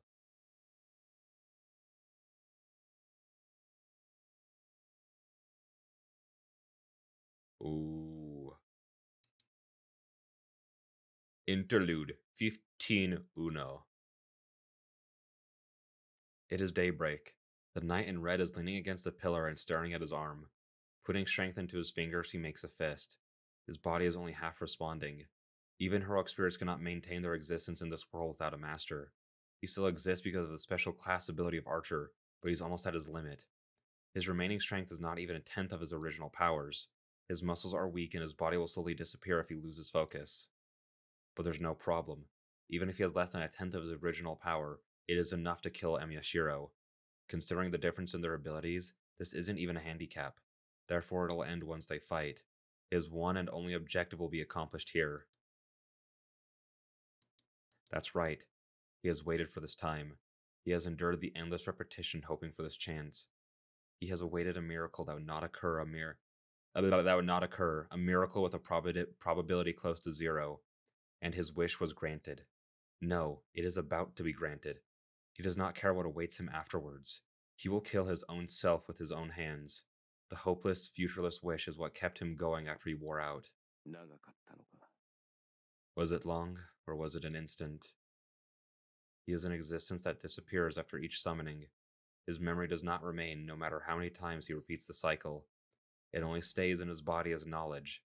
Heroic spirits recognize for other heroic spirits because of these accumulated facts. It's just like a book. Every time a heroic spirit is summoned, the book with its story is sent to its home. The heroic spirit itself remains in the house, reading those books. The trouble is that the one at the house does not know when those books arrived. Past or future, Oh, my brain inserted another word in there that I'm not currently remembering. It's okay. Past or future do not matter. Oh, I think past or future. I don't remember what my brain inserted in there, but it very much so confused me. All the books are already in his room. His only way of measuring time is to read the records of his cleaning that he will accomplish. It makes no difference if it's eternal or instantaneous. Eternity is instantaneous, and an instant is eternal. Therefore, he does not know how rare this miracle is. He does not know if this is the first time or the 1000th time since he obtained this hope. And all he has is unordered knowledge. Past, present, and future are meaningless for heroic spirits. I'm struggling to read this episode. I guess, huh? I chose this place because I was told there would be no interruptions here. The knight in red suddenly gets up. Did his ears hear the sound of the intruder? Footsteps echo through the silent castle. Wow, I'm surprised, Tosaka. I was dubious, but you really are here. A voice echoes.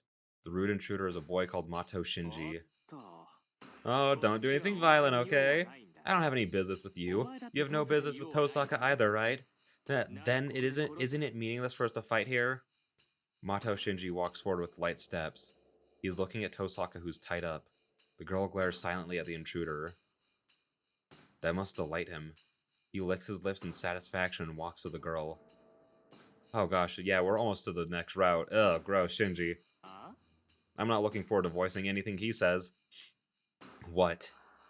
Stared down by the night, Mato Shinji looks up in annoyance. やるっていう What? Do you want to fight me? Are you serious? You'd be no match for me. He smiles and turns back to the entrance.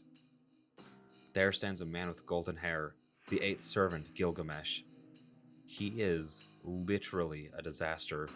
The golden servant looks at the knight with cool eyes, but within them, the red eyes only show the intent to brutally kill the enemy in front of him. The knight in red is still silent. It makes no difference even if Mato Shinji appears or if the strongest servant is ready to attack him. The knight calmly stares at the uninvited enemies. You're scared, right? It's nothing to be ashamed of. He even killed Berserker. It's natural for you to be scared. リンが欲しいのか Do you want Rin, Mato Shinji? え Huh?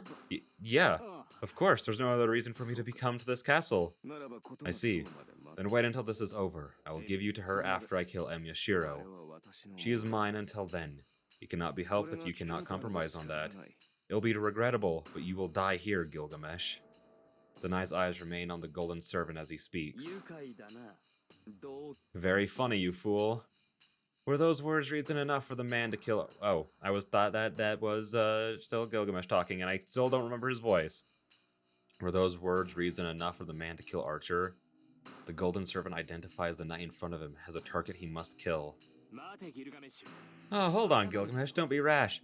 Let's be smart. Come on. He says he's gonna give her to me, so I'll let him. マスターがいないんだ Archer doesn't have a master. I'm sure no master would make a contract with a servant that betrayed so many people, so he'll disappear if we let him be. I can take Tosaka after that. Mato Shinji smiles and stares at the knight in red. It looks as if he's enjoying the fate of the one who is about to disappear. 賢明だなマトシンジ You're smart, Mato その Shinji. 判断は適 That's an intelligent decision. You are a most fitting master, in a sense. Oh, you show promise. How wasteful. I would have made a contract with you if you came to me.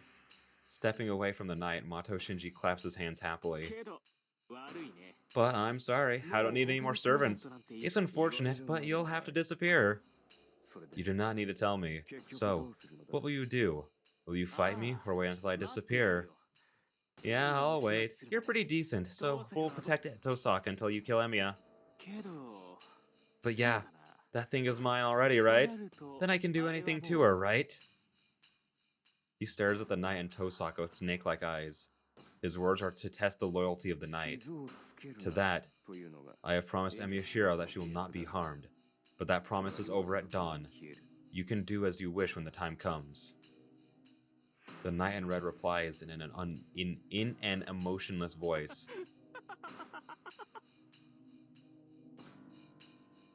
Oh, I was expecting a lot more. Considering 2 ha-has usually get you a ha-ha-ha-ha-ha-ha. But that's, yeah. Did you hear that, Tosaka? Your servant is selling off his master! Sneering laughter echoes in the dirty room. The knight exits as if he's not interested. Archer passes by Gilgamesh. Archer ignores his mocking gaze and walks into the hallway. フェイ At that instant, Faker. The King of Heroes says so as if despising him. Interlude out.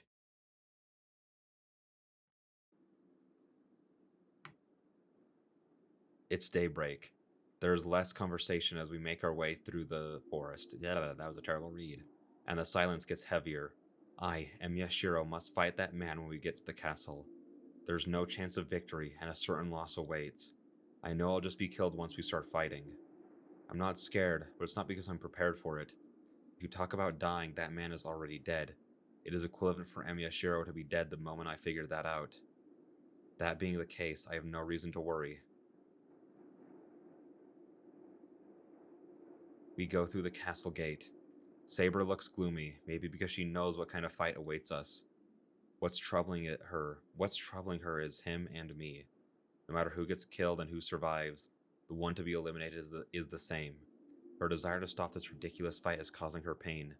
Her eyes stare at the sky sharply, and maybe she's angry at the meaningless battle.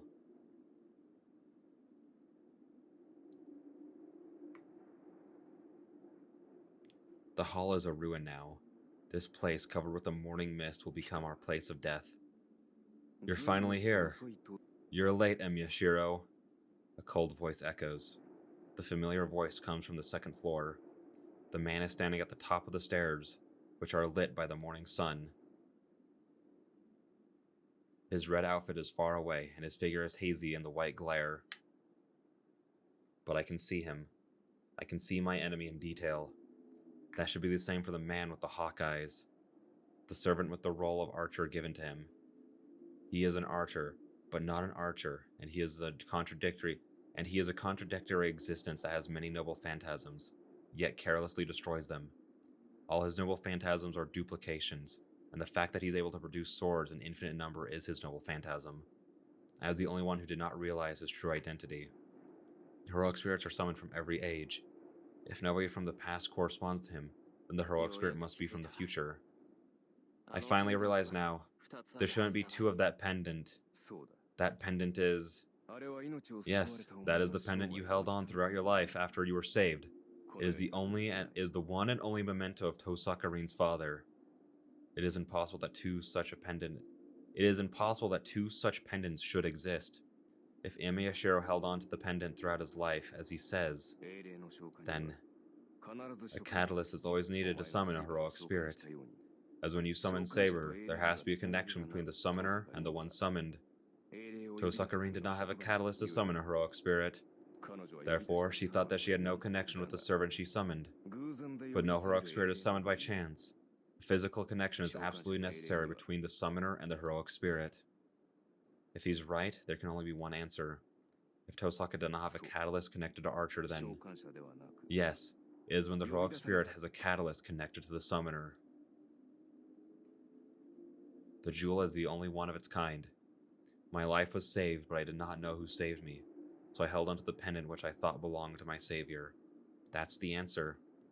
If he has Tosaka's pendant, then there is only one person who he can be. Heroic spirit Emiya. The future me. The heroic spirit before me is Emyashiro, who perfected his skills and made his ideal come true. The knight in red, Archer looks down at me from the top of the stairs. There's no one around him. He is standing alone in this vast hall. Archer, where's Tosaka? I've left her somewhere in this castle. You should hurry if you are worried about her. You were late, so I gave her to Mato Shinji since he came earlier. What? I kept my promise with you. I will not harm her. But it does not concern me what other people do to her. But the result is pretty obvious. Mato Shinji feels hatred and lust towards Tosaka Rin. One does not need to think what he will do to her. He might not be able to restrain himself if she provokes him, so he might be killing and raping her right now.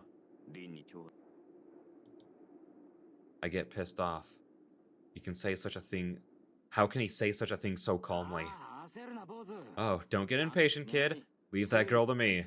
I'll go save her. Lancer? It's an order from my master. My entire reason for joining you is to keep that girl from dying. Still, this was rather comfortable. I didn't feel bad yesterday. It's rare for me to like my job. With those words, Lancer ignores Archer and heads to the West Terrace. Lancer, don't worry about it. I'm doing this out of my own interest. Well, I've been giving many disgusting orders up to now, so I'll at least follow through on this. You can concentrate on your own affairs. Okay, I'm leaving Tosaka to you. He lightheartedly replies with a yes. Then, Lancer stops and turns around as if he's remembered something. Hey, what are you doing, Saber? You're coming too. Saber lowers her eyes painfully. No, I will stay here, Lancer. She stands next to me and replies unlike a servant. Are you serious? That girl's your master now, right? You should be protecting your master. I understand that, but I would still like to stay here.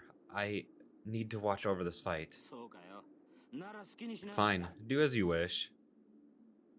Lancer leaves. He easily jumps up to the terrace and disappears into the passageway. Archer does not do anything. It's as if he's saying Tosaka is useless now. I step over the rubble and walk forward. I'm heading to the center of the room at the foot of the stairs. Forcing down her emotions, Saber stands still to watch over our battle. You won't do anything, huh? That's good. If Saber interrupts me right now, I'll have broken my contract with Reen for nothing. I can hear Saber's hesitation. Saber takes a quick breath and replies to the man at the top of the stairs. I will not interfere.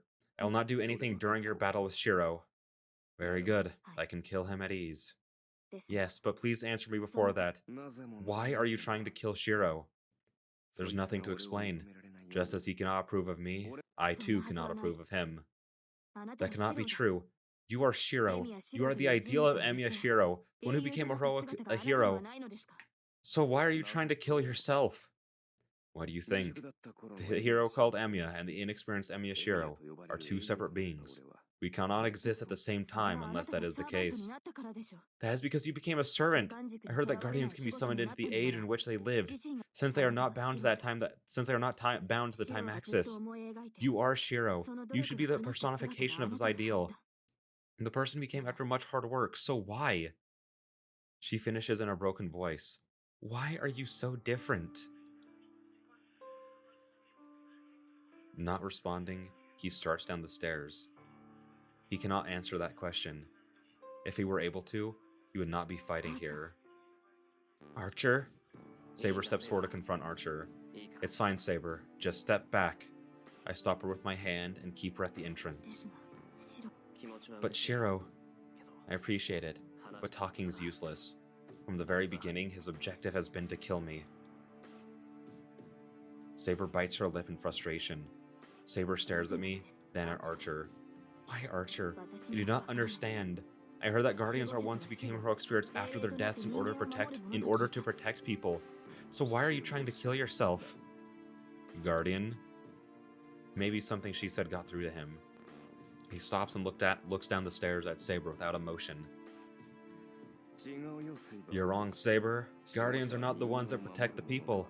They are only the cleaners. They are only cleaners. They are definitely not the heroes I once wished to become. His voice sounds different. Hatred and scorn fill it now. Archer. I did become a hero. I became a superhero, just as Emiya Shiro had wanted. A superhero. Someone who will not harm anyone. Someone who will not retreat no matter what disasters he may face. Someone who can save everyone. Someone Emiya Shiro wanted to become. And that man became such a person. Archer. Yes, I certainly did save some people. I have made many ideals come true, and I have saved the world from danger several times. A hero. I did reach the place I had dreamed of for so long. You became a hero. Then Shiro was rewarded, right? At the very least, you made Emiya Shiro's ideals come true. Then he should not have any regrets. Shiro was able to make his wish come true. There's no conviction in her voice. She already knows. She knows that she is only voicing her own wish. Make his wish come true, huh? I certainly did become a superhero, just like my ideal. But all I obtained in the end were regrets. All that was left was death. I killed and killed and killed. I killed many people to act on my ideal. I killed so many that I stopped caring about innocent people. And I saved 1,000 times as many as I killed. Saber stares at Archer speechless. She looks like someone who saw her own mirror image. Yes, I don't know how many times I've repeated the cycle. I fought as often as requested, and I fought with my life in danger whenever I knew there was a conflict. I fought many times. So many times that I can't even remember now. It can't be helped, right? No matter who I save, there are always people who will perish. No matter how many conflicts I resolve, new conflicts are always created. A superhero has to keep existing, as long as conflict exists. Who did he direct that to? The knight slowly descends the stairs and recounts his past. That's why I killed. I trampled the dozens of wishes to save one person. I ignored even more people to save those I trampled over. I killed scores of people. rescued only those in front of me, and destroyed many more wishes. I kept being stubborn, saying that it'll end this time, that everyone would become happy, but it never ended. Conflicts come into my view as long as I'm alive. It was endless. I didn't dream of a world without conflicts. I just wanted people in my view not to cry. That is definitely my own wish. My vision expands after I save 1, 10 after 1, 100 after 10. How many was it after 100? At that time I finally realized that Emyashiro's ideal was just a convenient fantasy. なぜ Why is that? Don't ask for the obvious, Saber. You should have experienced the same thing many times already. You cannot save everyone. I assume it was a daily routine for you to sacrifice a few people to save the country. The quiet voices render powerless to object. The words of the Red Knight are Saber's darkness as well.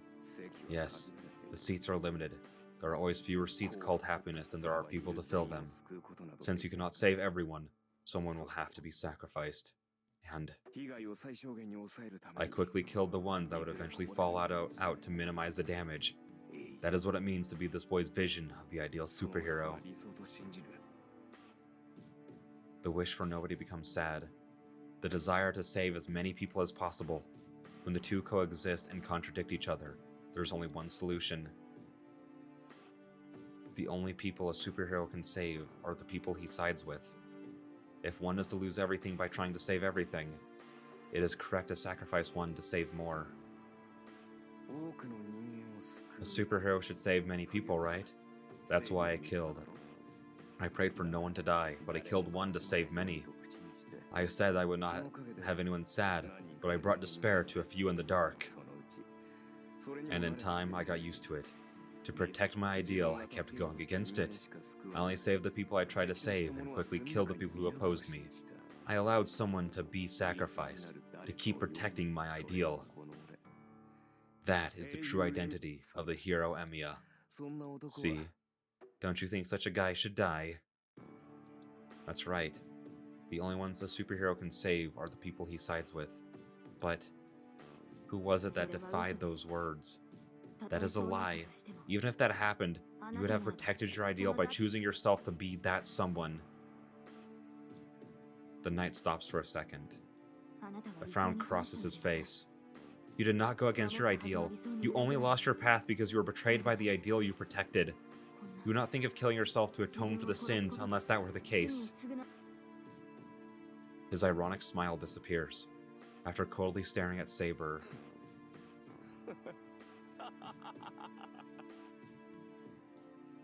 he starts laughing like a madman, as if it's the funniest thing he's heard. Wow, that is great. Atone for my sins. Don't be stupid, Saber. I have no sins to atone for, nor have I forced such a meaningless concept on anyone. The knight calmly goes mad. He spoke in a small voice, but his laughter echoes through the hall. Yeah, you're right, Saber. I have certainly betrayed and deceived many times. I have been accused by the exact person I saved. After giving all to stop a conflict, I was accused of being its cause and was executed in the end. See, if I had any sins to atone for, I have already done so, right? What? Impossible, Archer. You cannot mean your end is... So that was it. But I didn't care about that. From the start, I didn't do these things to be appreciated. I had no intention of being praised as a hero. I just wanted a result where everybody would be happy. But such a wish never came true. Not within my lifetime, nor after my death. He has stopped laughing. There's only hatred in his voice now. Guardians are a colorless force that places humanity's survival before anything. The powers in the heavens and the guardians appear in this world. Wait, the powers are in the heavens, and the guardians appear in this world only when there's a chance of human extinction. I knew it. I knew they were just slaves. I knew that people who become guardians are removed from the circle of reincarnation and become like nothingness. But I did not care, so long as I could save people. Emyashiro could not fulfill his oath. So, I thought it'd be fine if I could become a guardian, to take part in stopping humanity's destruction. Humanity's. But it's actually different. Guardians do not save people. All they do is clean up after humans. They take what has been done and nullify it with their powers. They do not save people. All they do is eliminate harmful people without distinction of good or evil. They do not save people in despair. Instead, they eliminate people in despair in order to save others who are enjoying life. It's so ridiculous. How am I different from before? There's no difference. There was just more despair. He relied on a greater power since his powers alone were not enough. But it ended up being the same. He thought the power would make his wish come true, but it only made him do the same things on a greater scale. あなたは Archer, you have repeated such a thing forever? それも慣れたよ I got used to it. 人間は繰り返す Humans repeat things. The strong feed on the weak, regardless of what age we're talking about. And I came to realize that it is the most efficient way to prosper. 効率のいいああ何度も見た Yes, I watched it over and over. Meaningless massacres, meaningless equality, meaningless happiness. I was forced to look at them even when I refused to. As a guardian, I have no free will. I am called by the people only to take care of the crime people have created. That is where he ended up. A being that repairs the damage caused by human desire. Guardians do not save people. Rather, they eliminate those who cannot be saved as if they never existed. Over and over. For many times he saw people nearly destroy themselves through their own actions, and he burned them down like trash each time. Save as many people as possible. The man became a hero with that one wish, but in the end he could not make it come true even once. そうだ That's right. This is wrong. そんなことでは This is not what I wished for. I did not become a guardian for this! ではない His anger is probably directed at himself. What is standing there is a worn-out corpse. The hero Emiya is doomed to always see the ugliness of those he wanted to save. He grew to hate them in the end. He grew to hate humans for repeating conflicts. He grew to hate himself for thinking that humans are sacred. 俺は人間の後始末など真っ平だ I don't want to clean up after people, だが but as long as I'm a guardian, there's no way for me to escape this cycle. そう Save one exception. Murderous intent flares in his cold eyes. He isn't looking at Saber. There's only one objective for Archer, to kill his own self. But even if he dies, the real body of Emiya, who is in the place, outside of the cycle, not bound by time, will not disappear. There's no elimination for Guardians. They are nothing to start with. It is meaningless to kill something that is not a part of the real world. But there's one way for him to disappear. If someone who's to become a hero is killed before he becomes a hero, that hero will never come into existence. Therefore, シロをここで殺すというのですか are you going to kill Shiro 他でも here with your own hands? そうだその機会だけを Yes. 待ち続けた I kept waiting for this chance. 果てしなく It was a possibility close to そ zero, れにかけた but I staked everything on it. I could not contain myself unless I believed in it. While I acted as a guardian, this was the one hope that kept me going. あなた That is は meaningless, 守護者と Archer. して存在してい You る have の already です become a guardian, so it is too late. Even if you kill Emiya Shiro, who is yet to 今 become の a 永遠と hero, なる前の you 命の yourself will 長 not へ disappear. かもしれん That may be true, but there's still a chance, however small. Just altering the past might not be enough, but the paradox will be even greater if I am the one to do it. If the distortion is large enough, a hero called Emiya will disappear here. And Saber, this is what I've been waiting for. I'm not looking for results now. I'm just taking my anger out on a kid called Emiya Shiro, the one who will become a clown as a result of his stupid ideal. And the knight in red comes down to the hall. Only Archer and I stand in the hall filled with rubble. There's nothing separating us.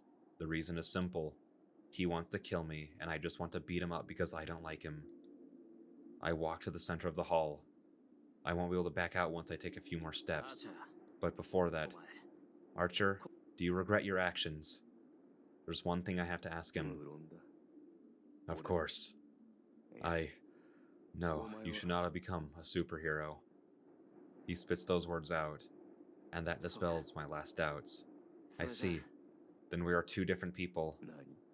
俺は後悔なんてしないぞ I'll never regret my どんな path. ことになったっ I て won't regret it no matter what may happen. 絶対に So, I will お前 never が俺 approve の of 理想 you. だって言うなら If you say you're my ideal, I'll destroy such an incorrect ideal with my own hands.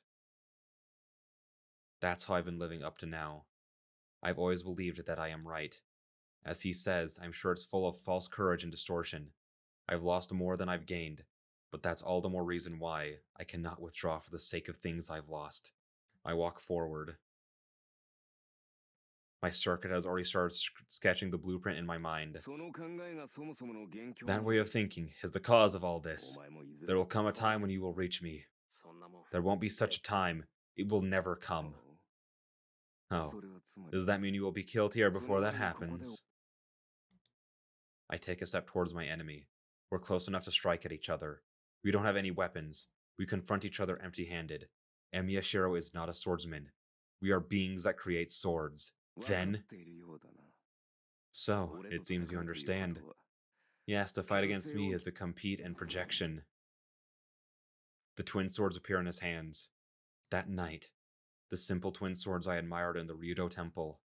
Rare swords that a legendary craftsman made at the price of his wife. Trace on. And I think that's a good place to end it, because this episode went on for, I think, almost 30 minutes? I want to say.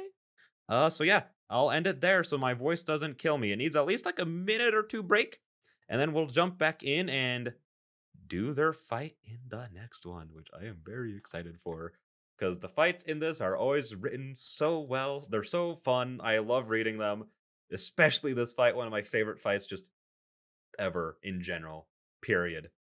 In fiction. So yeah, with that being said, I'm super excited, and I will see you guys in the next one. Bye-bye. Okay, we are back.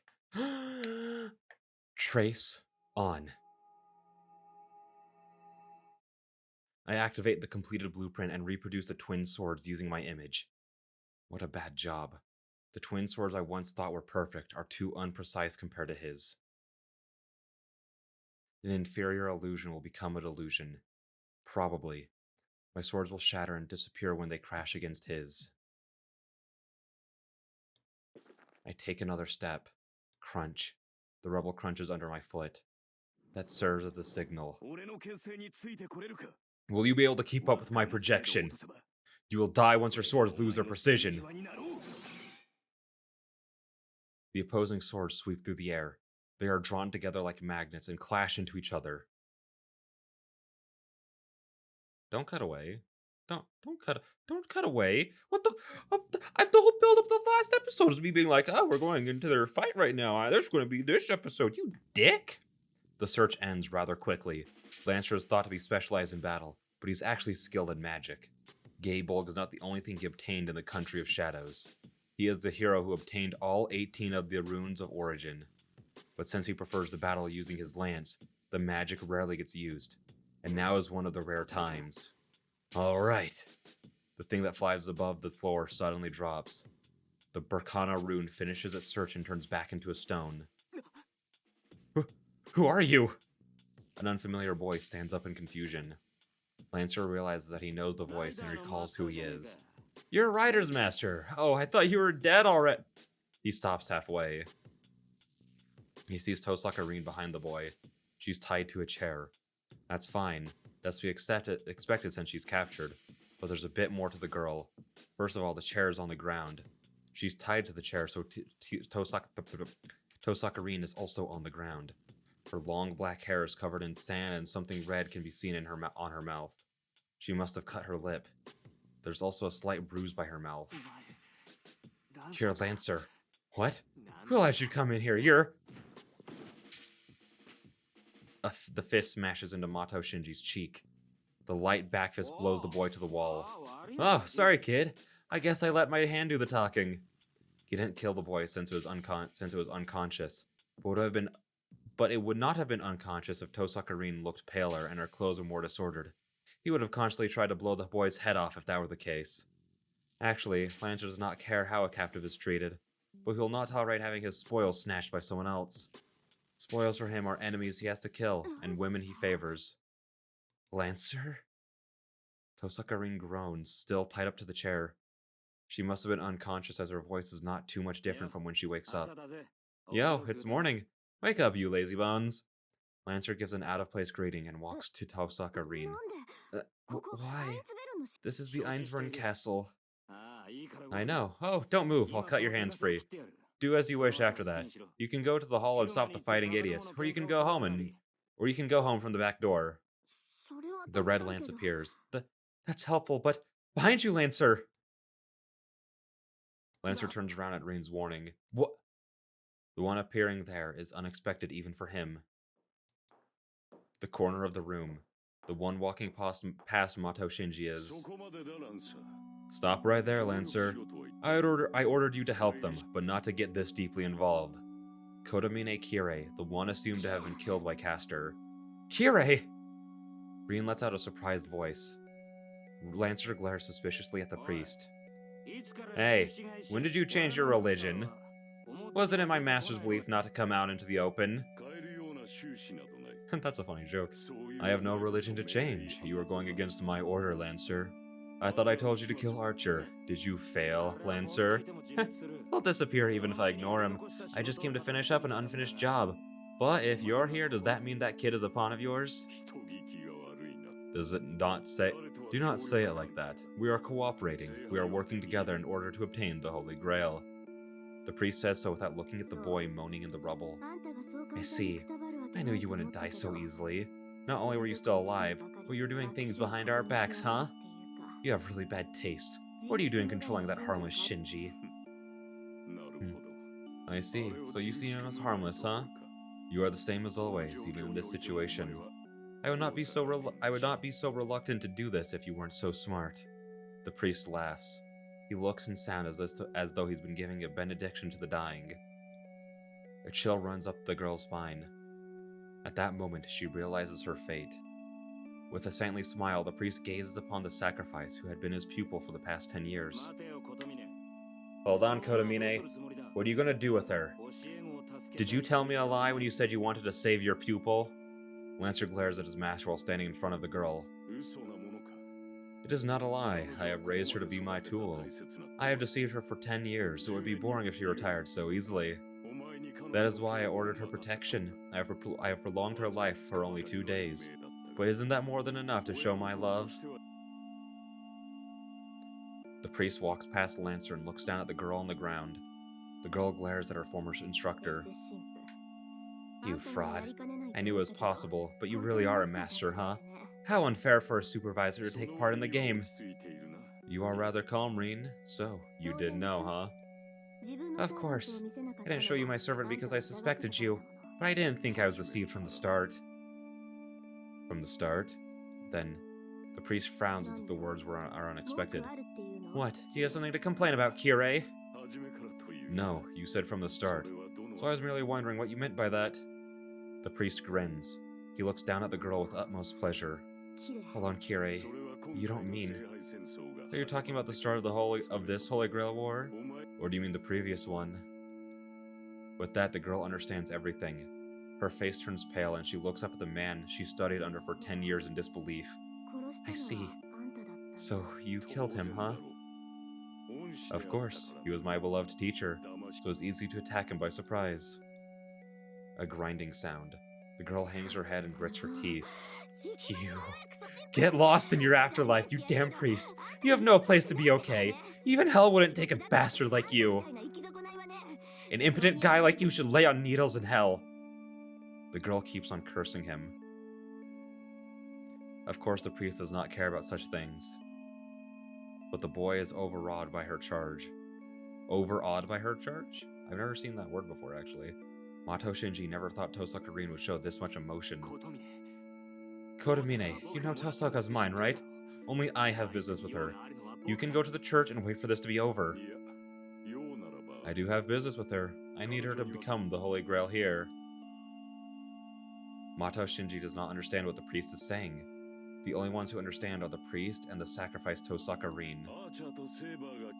It should be about the right time when Saber and Archer disappear. I don't want her to struggle and waste magical energy.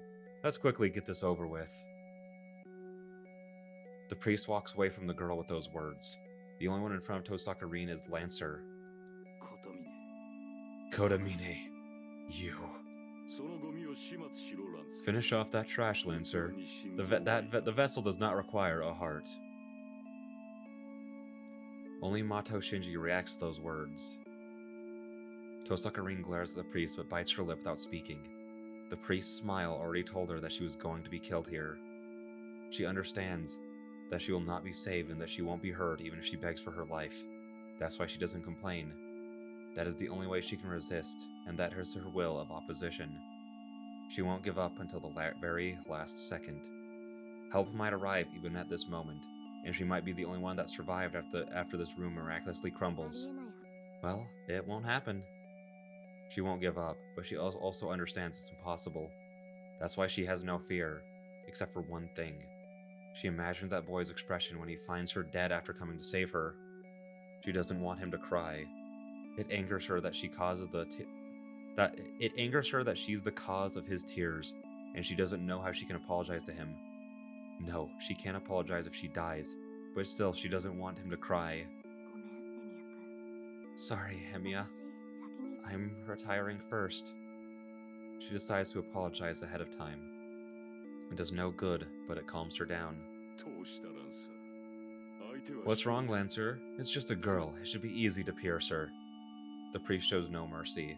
To that, I refuse. I can't obey that order. Use the command spell if you want me to do it. Lancer replies while looking at the priest as if he is an enemy. What? The priest narrows his eyes. The master and the slave. The air inside the room freezes as they stare at each other. I see. I guess it cannot be helped. I do not like wasting a command spell on something I can do myself. He raises his left arm. The priest activates the command spell on his arm. Then I will command you. Kill yourself, Lancer.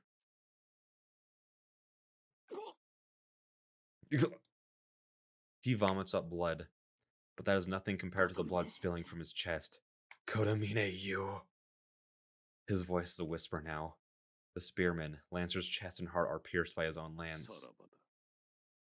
Farewell, your duties are already at an end. The man in blue armor falls to the floor. Redness permeates the floor. There's no sign of him getting back up.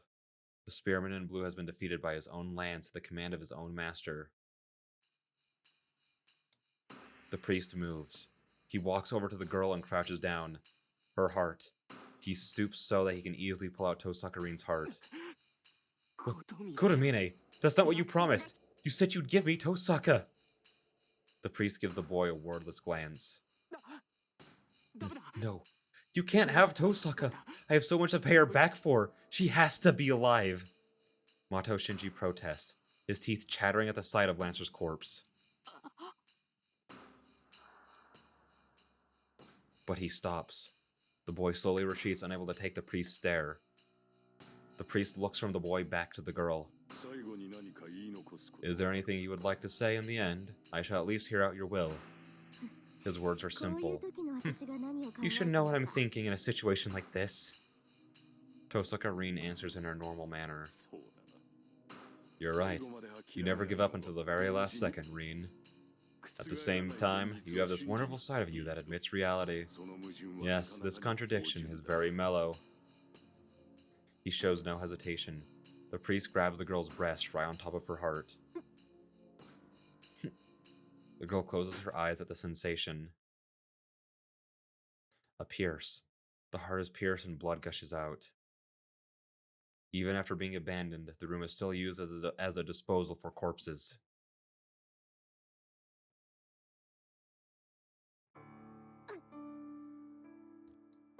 The one to gasp was Tosaka Rin.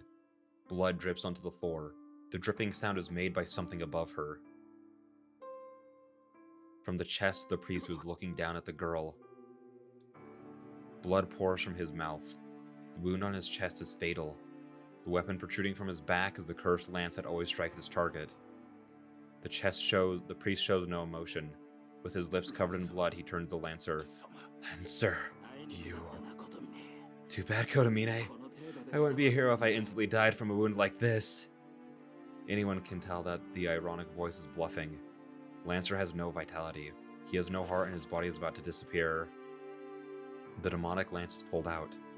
The priest, having nothing to show for his departure, falls and dies.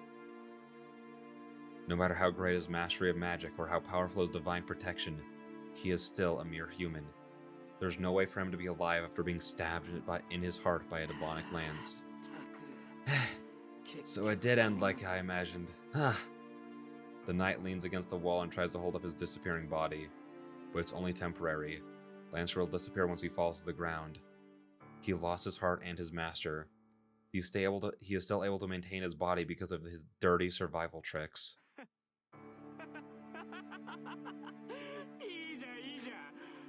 This is great! All the idiots can just kill each other! Shinji? The girl who was staring at the dead priest is brought back to reality by the laughing voice. What about the Holy Grail being mine? Useless guy stayed useless, huh? Mato Shinji kicks the priest's corpse. The dead man does not move. That must have pleased him as the boy kicks the priest's head with all his might. A heavy smacking sound echoes in the room.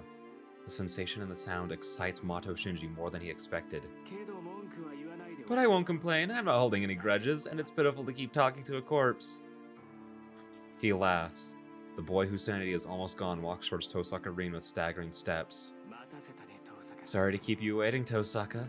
There was a lot of interference, but we're finally alone. There are only 3 more servants. I'm sure everything will be over by the time you get tired of crying here. He literally goes on all fours to get on top of Tosaka like a lizard. But it's all good. I had some business with you as well. It'd really trouble me if you died too easily. That'd be very rude since I've been waiting so long for this. Come on, beg me, Tosaka. I might save you depending on how you act. The Holy Grail is going to be mine.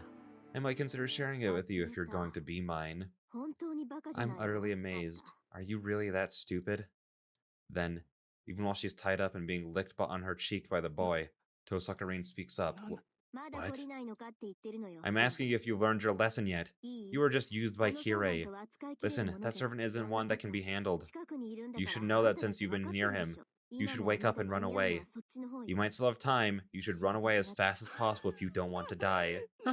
You're just begging for your life. You're the idiot, Tosaka. Kodamine died. Who would get in my way now? Mato Shinji runs his fingers along the girl's body. At that instant, hey. Mato Shinji is punched away once again. He is flung to the wall. Stop it, kid. You're not worthy to touch that woman. Lancer glares at the boy and walks lazily to the girl. What? You're going to object to me when you're almost dead? The spearman stops. He now turns to Mato Shinji. Hey, you would have died in peace if you kept quiet. Fine, I won't kill you so easily. Come on, Gilgamesh. He wants to die in style. He raises his voice. Mato Shinji's servant, the one who can kill any heroic spirit, is summoned by his master and... Hey. Damn, what's he doing? Can't you hear me? I'm telling you to come here! His voice sheepishly echoes through the room. The golden servant does not appear. The spearman covered in blood takes another step towards the annoying boy. Damn. What's with you? Why are you trying to be cool when you're almost dead? Die already! Don't you know you're just in my way, you month? The lance is thrust. The quick thrust pierces Mato Shinji right through his right shoulder.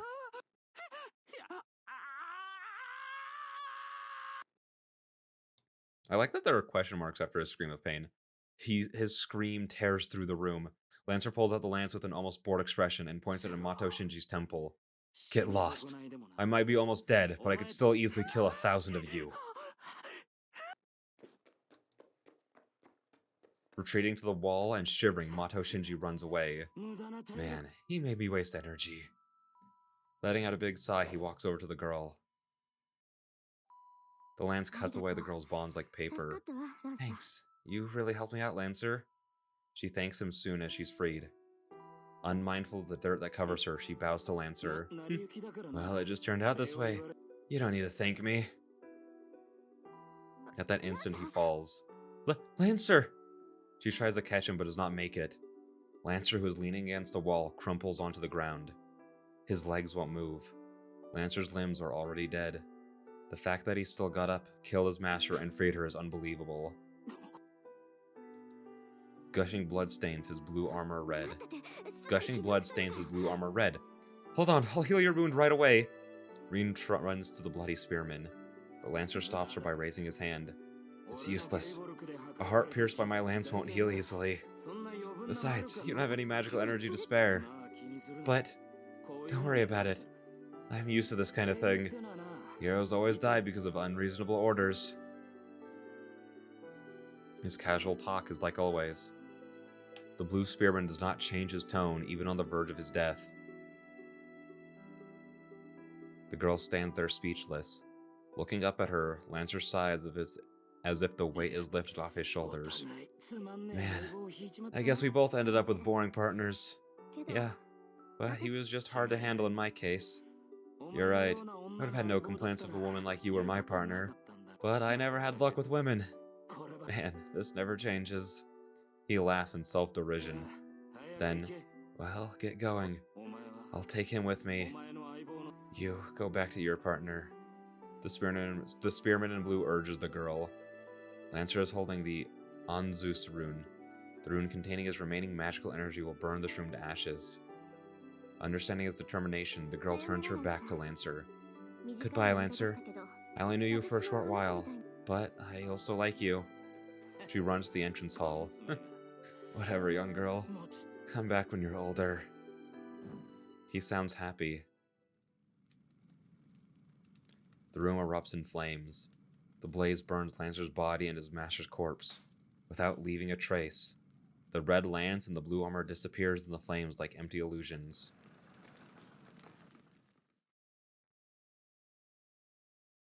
Interlude out. And I didn't know how long that was going to go for, and as much as I like it, I was kind of hoping we'd be able to get back to this fight this episode, but we won't. We'll just, because I want it to be its own thing, you know? I don't want to be squeezed into the end of someone else's shtick. So yeah, we're gonna save there and come back in the next one. Bye-bye. Also, I should mention, I do like that part. Like, I'm not like being like, oh, I just wish this didn't happen so I could see the fight or anything. Like, I'm still glad it happens. I just thought that it happened a little bit later in the fight. So then maybe we could have an episode of the fight first, you know what I mean? But with that being said, I'll see you guys in the next one. Bye-bye. All right, we do be back with more Fate. In the last one, Shinji got stabbed, as all Shinji should. And then in this one, we're getting back to the battle between Archer and Shiro. So a couple Shiros beating each other up. A good day for me, it sounds like. So yeah, with that being said, let's just jump into it. The same swords, the same techniques clash. My attack and his attack are the same. But still, the blades chip away and my body is wounded the more we fight. The attack that I blocked breaks through. Concho on my left hand is destroyed by his Concho and his weapon sweeps at me from the side. I twist my body to dodge it, but it still slashes me. Although not immediately fatal, the wound will eventually overcome me. Damn! I bear the pain by cursing and swing Bakuya at the close enemy. What? It's blocked and destroyed as well. We have the same swords and same techniques, but there is a gap that I cannot fill. Did you think my Concho and yours are equal? Your assumptions of the basic structure are too weak. Even if you get the appearance and the composition materials down, it is a matter of course for it to be destroyed. If the structure is not reasoned out, even an image falters if it is illogical. My temple and my side. He attacks both my vital spots at once. I immediately project the twin swords and parry the attacks. My head hurts to the point of blurring my sight. It's not because of the strain of immediate projection. This is that headache. The instinct I felt when I was searching for Tosaka. The slight fever I got every time I faced him. That strain now threatens to drive me mad.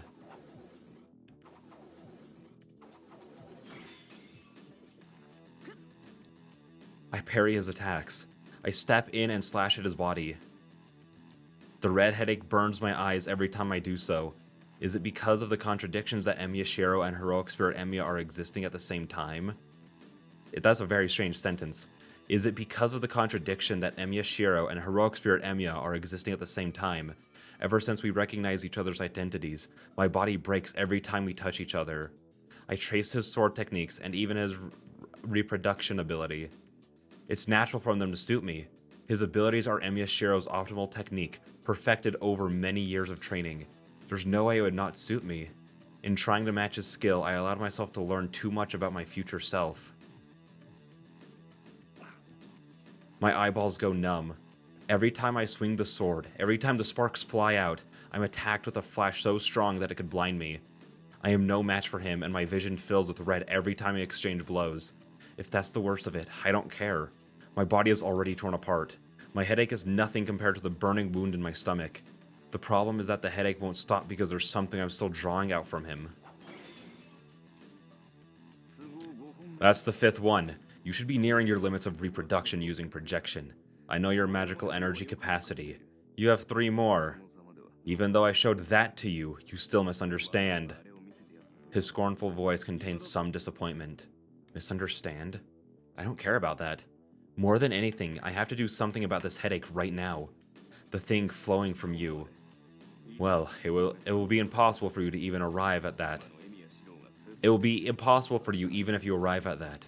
It is not enough with the magical energy you can generate right now. Yes, either way. My headache gets worse. He raises his twin swords to finish the match. You had no chance of victory to begin with. He swings them down and across. The swords I blocked them with are destroyed. My body becomes numb as if a hammer had been smashed on it, and the headache finally sears my brain as well as my eyes. It's flowing into me. So, this is scarier than the pain. This is his memory. The reason he changed so much. I can see bits and pieces of what will happen to Emiya Shiro in the future. I don't know if it was correct or not. Nobody will be able to determine that. The beautiful things were ugly, and the ugly things were beautiful. There's nothing disgusting once you look at it objectively. So why is there such a deviation? Sophistry, falsehood, trickery, vanity. Those are what he saw the most. I am the bone of my sword. But still, it seems he did not care. There was an ideal and an oath he had to protect. He did not care what he lost to do so. Even when he was betrayed, he believed there would be a next time if he did not betray himself. He did not show grief or pain. Steel is my body, and fire is my blood. He is like a cold-blooded machine to others. He was a convenient existence, so he was conveniently used. He was only a tool in other people's eyes. But the machine had an ideal it wanted to protect, so it accepted its role as a convenient tool.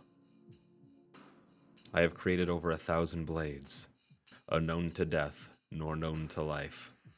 It's not something to go around proclaiming. The more he kills and the more he is unable to save, the less he can talk about his ideal.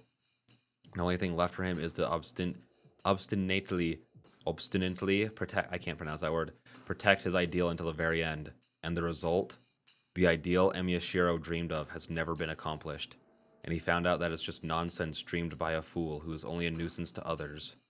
Have withstood pain to create many weapons. Oh. See, this is his end. See, this is your end. My mind gives in. I won't feel compassion. I won't feel compassion. I won't feel compassion. I won't feel compassion. But my mind almost gives in, thinking that I will be following this exact path. Oh, yes, those hands will never hold anything. Yet, those hands will never hold anything. That's what I meant to say. What you believed in. What you believe in. You're shown that it is just a fantasy that is covered with lies and still. His weapon closes in. A horn-like sword comes to pierce my heart. I get away. I have in my hands the twin swords I quickly projected. I force down my nausea. What? What was I seeing? Forget it. Forget what you just saw. You need to defeat him. You should focus everything on that goal. I guess it's a miscalculation. I've heard of magic that lets you acquire skills from the past by possessing yourself with a previous self. It seems your skills improve the more you fight me. My shoulders heaving, I prepare myself for his attack. Then my projection shouldn't be the only thing you got from me. That face. Seeing that nasty face of yours. You saw it too, Emiyashiro. My breathing stops. Don't let me say it. Don't let me recall it. If you say what I just saw, Then it is simple. It's all true, Emiyashiro. His red cloak moves. He moves in on me in an instant and thrusts the horned sword. It's destroyed in one blow. There's no way a hastily constructed sword and a first attempt at that would match his sword. But, even though I'm empty-handed, he throws away his sword. He projects Durandal, the renowned sword of the king. I skip about 4 steps and quickly reproduce his weapon, but of course such an imitation is destroyed in one blow. I fall. I'm repelled and I land with my back on the rubble. That surprises me. The rubble turns red just by having me fall on top of it. Oh, I already know, but it seems my body is almost dead, outside and inside. This is it, Emiyashiro. Your foolishness for coming here when you know you won't be a match. A mindless imitation, imprisoned by a stupid ideal. Do you understand that those are your true identity? His voice echoes.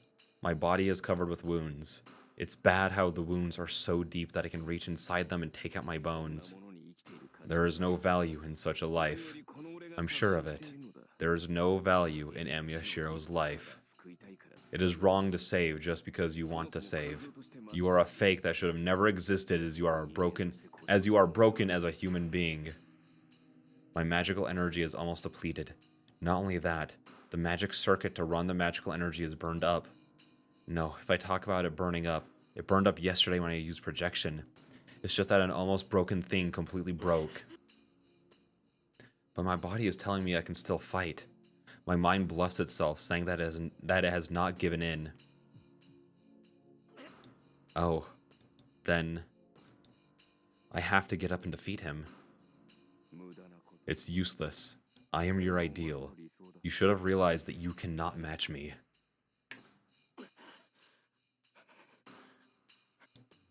I focus the last of my will on the magic circuit. My split nerves scream, but I carefully put together the 8 steps. Trace off. I project his twin swords, Kancho and Bakuya, 2 great swords named after an ancient swordsmith.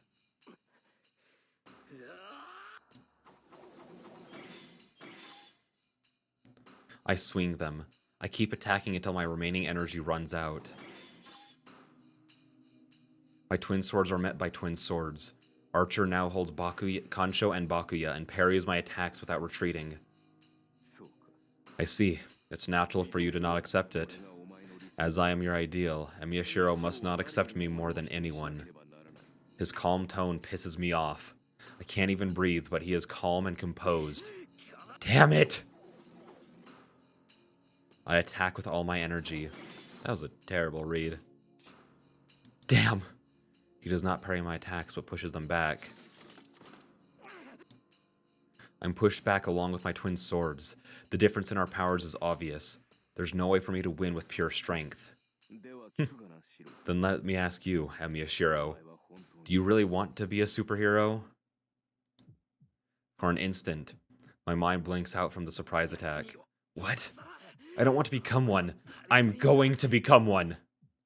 I glare back at him. Then, yes, you need to become a superhero. Because that is your only emotion. An emotion you can neither betray nor deny. Even if that wish is not born from within you. He stops me with words that grabs my heart. Not born from within me. I deny them even before I think about what those words mean. I can't let him finish. I can't realize that fact. If I find out Emiyashiro's foundation will crumble. Oh, it seems you have a vague idea of it. I feel like I need to reread that last little bit.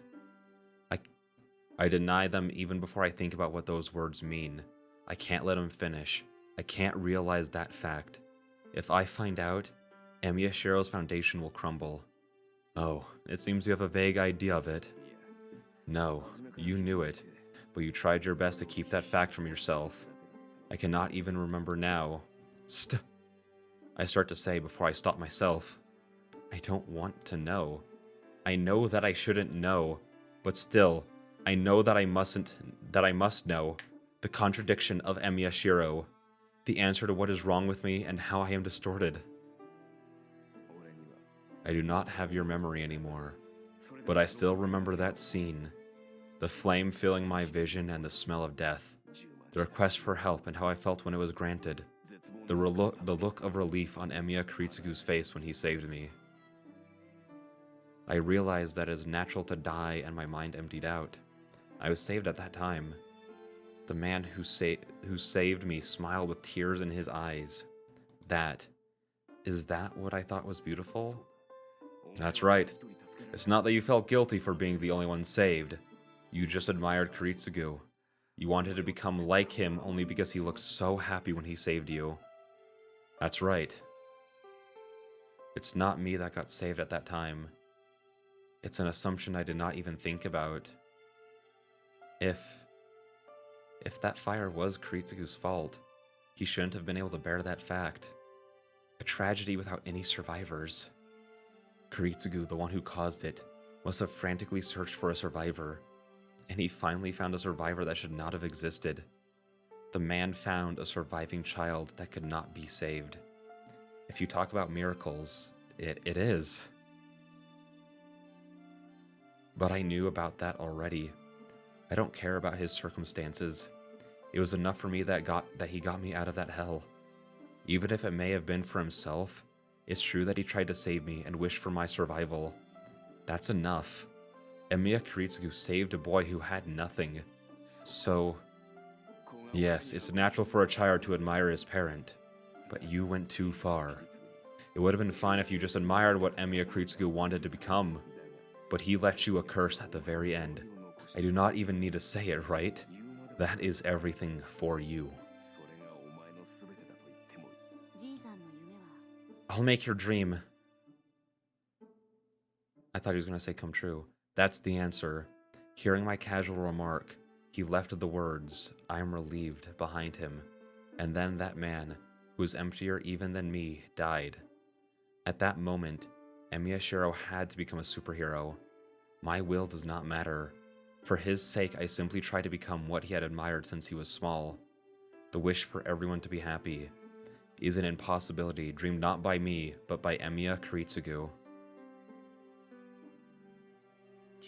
You should know, Shiro. Your ideal is borrowed. You are only imitating what Emiya Kiritsugu wanted to become, what Emiya Kiritsugu thought was right. That is... I grit my teeth desperately, trying to resist my mind that is about to give in. But... a superhero? Do not make me laugh. Over and over you said you wanted to help people, but that wish is not your own. You are conceited to think that such a man could help anyone. He attacks with his swords. With the weight of his contempt behind them, the twin swords are swung more strongly than ever before. Oh, seeing those raging swords, I accept my own death just as I did 10 years ago. The force comes smashing down. There's no elegance in those attacks, and they are executed only using his strength. My left arm shakes from blocking the attack. My fingers that held onto the sword break. The sword that I made using all of my remaining power is bent back by one blow. I'm dead. I'm on the verge of death from the first blow, so there's no way I will be able to block the next attack. Oh, but still, my mind is about to give in, but my body denies it with all its might. It's telling me I'm wrong. It appeals to me saying it's wrong to give in to his words and die here. I raise my head. My eyes aren't functioning. They don't see the eminent enemy, but show his memories. In them, I see myself curling up and desperately trying to live. The echoing of the swords isn't all I hear. He curses himself every time he attacks. That's right.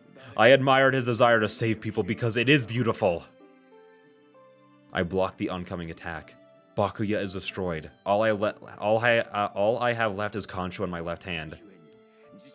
But none of that feeling is my own. What else can you call it but hypocrisy? Kancho is bent and its existence is fading. My heart is hurting. Not because of his attacks. His words slash at my heart. I was driven by my obsessive need to help someone. I kept running, neither noticing the pain nor how wrong I was. He keeps on denying himself. My heart tries to give up every time I hear him. My body wants to succumb to the force of his attacks. But still, that same body keeps desperately denying him. But it's all a fake.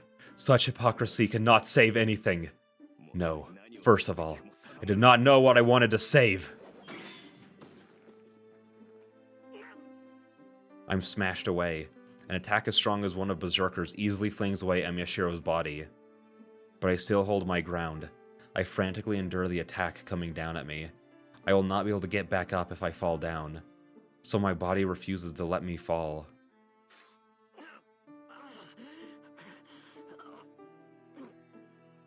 I thrust the rapidly fading Kancho into the ground and lean on it. My body sags forward and I cannot even stand upright. I use Kancho as a cane and hold up my falling body with my arms. I must look pitiful. I might look as if I'm kneeling down and begging him. That ideal is a failure. The idea that everyone else is more important than yourself, the wish for everyone to be happy, is all just fantasy. If you can only live by holding on to that ideal, drown in your ideals. He says that. There's no value in living. No. In my life itself. My weapon is about to disappear, and there's little point in trying to keep my body from falling. In contrast, he isn't even scratched. The match is decided. No, the match had been decided from the start. There's no way for Emyashiro to beat Heroic Spirit Emiya. But that is a mistake. If the difference in our powers was large, the fight wouldn't have turned out like this. In my mind, and it is my mind that lost. My mind was weak because I realized that I am wrong and that he is right. That was my only failure. Because... Shut up. What? Because my body has been telling me I will not lose to you. Why? Why did power enter my body every time you curse my ideal as fake? Shut up, damn it! I'll reach it. I'll definitely reach it. If parts of me are broken, then I just need to use the parts that aren't. If everything I have is broken, then use the parts I don't have. If my body hasn't lost yet, I can just reach out to the part of me that hasn't been used yet. A headache. An instant of a few milliseconds. I see him probably for the last time. I could not understand him, but I guess I can use his pain as a lesson. A hero who used a poem about himself as a spell. Even if I don't understand the meaning behind it, I'll accept those words in your place. I am. I start the spell so that I can be proud of myself. Emiya's words hurt Emiya. He accepted that fact and chose to kill me. That's the only thing he could wish for in the end. Then, just as you deny me, I will defeat you with all my powers.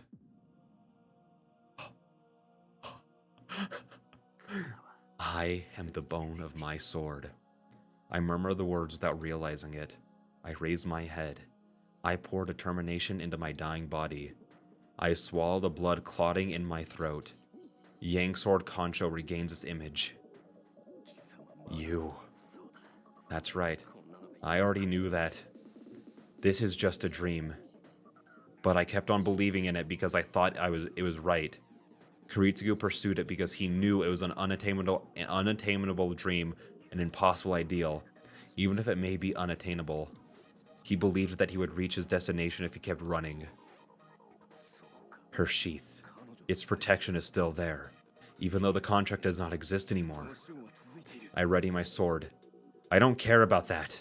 I won't lose to you.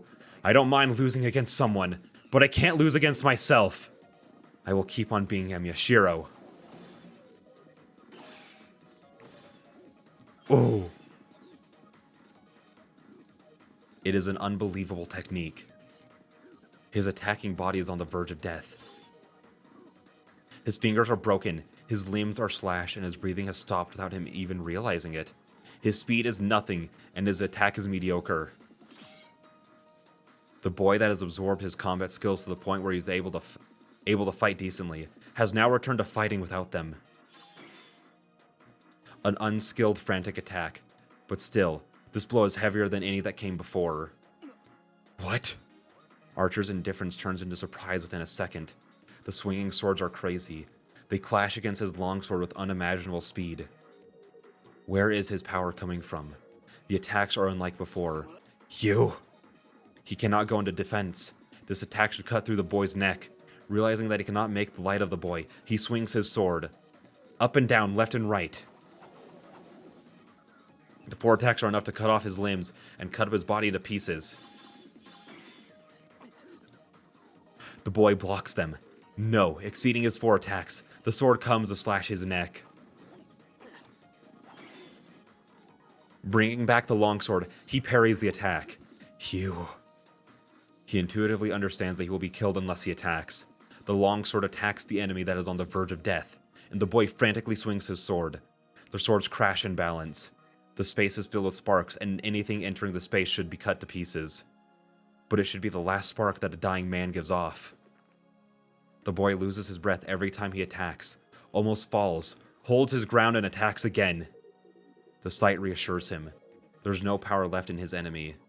The boy in front of him is literally on the verge of death. So why do those arms have seemingly infinite power? I have no consciousness. I can neither tell what the enemy's doing, nor if my attacks are doing anything. My muscles are screaming for oxygen, and the lack of blood keeps ordering my body to stop. I suppress them altogether by force. That's all that's filling my head.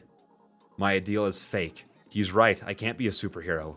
As long as I admire such a thing, I'll end up like the man before me. It isn't!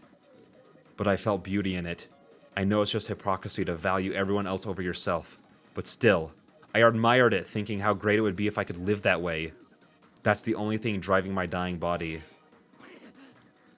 He cannot hear what his enemy is saying. His enemy's voice is weak, yet his attacks are relentless. Looking, the boy's hands are the one with the sword's hilt. It must be to keep the sword in place, but that will transfer the impact directly to his body. The boy is covered in blood, and he will fall forward and die if he retreats. Even swinging the sword should come with great pain. He blocks it with annoyance. His dying enemy gets on his nerves, but he lets himself get on his nerves because even though he knows it will end once he retreats, he is not able to do so. But how can he retreat? Straightforward attacks without strategy.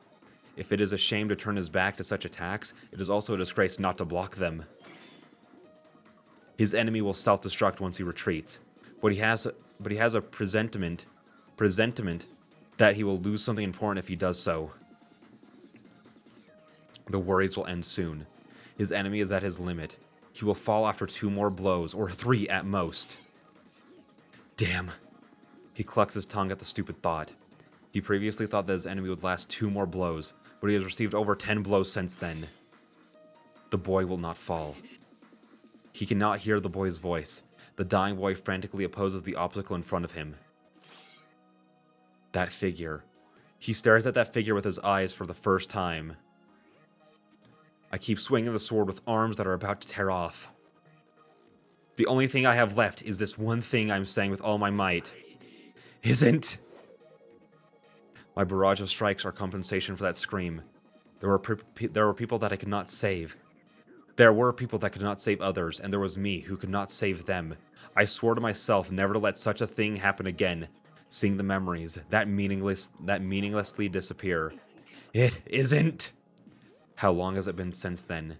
There were things I lost, and there were things I dropped. There are always things that will be forgotten, so I swore to myself never to forget this one fact. To become a superhero. I will protect it even if it isn't my wish, or even if it is just sophistry to soften my guilt. It has to come true. The person who saved me died, leaving those words behind. I believe in the wish I contained in those words. Even if everyone in this world disagrees with me, and even if I myself curse me,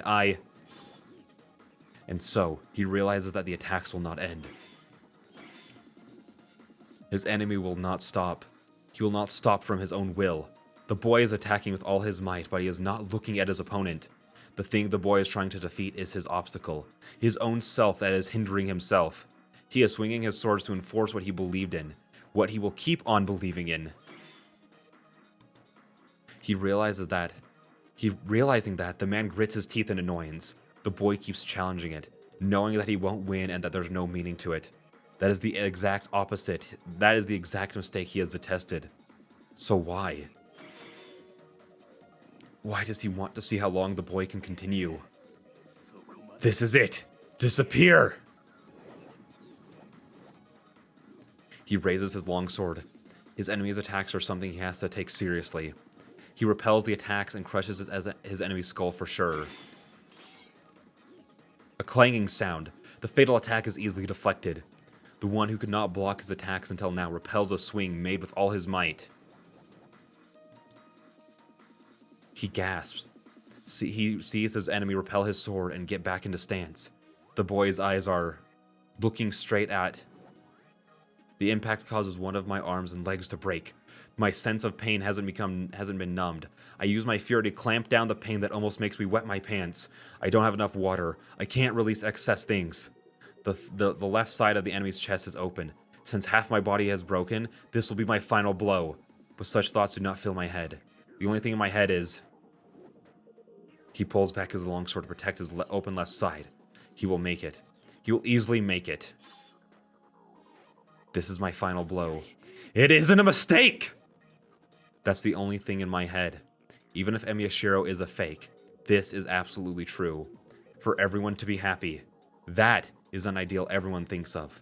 So I won't back down, because this dream is... The unwavering gaze. Faults and lies. Shaking off everything. Running without stopping. It isn't a mistake! Those words are driven into his chest. An attack made at full strength. Defense that should not have been fast enough. The cogwheels never got into gear and the battle is decided quickly.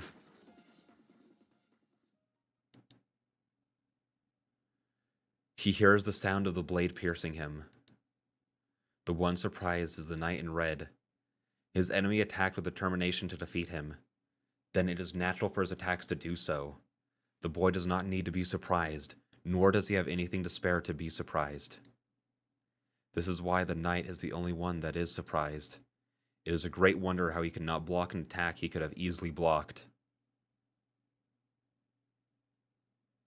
I support myself with my unbroken right leg. The sword in my right hand has pierced Archer's chest. Archer, why? Was she watching all this time from that place? Still standing at the entrance, Saber questions Archer. Archer does not answer. He might not need to answer, or maybe he doesn't know the answer. My fingers throb. My broken fingers scream at me that they do not want to hold the sword anymore. The knight in red does not move. Even with a blade in his chest, a servant should be able to easily counterattack, but his hands are lowered and show no sign of moving. I know without being told what that means. I won, Archer. I make that declaration while looking at him. The knight in red closes his eyes once and... Yes, and I lost. He murmurs while looking off into the distance. Hang on, I need to send a text really quick.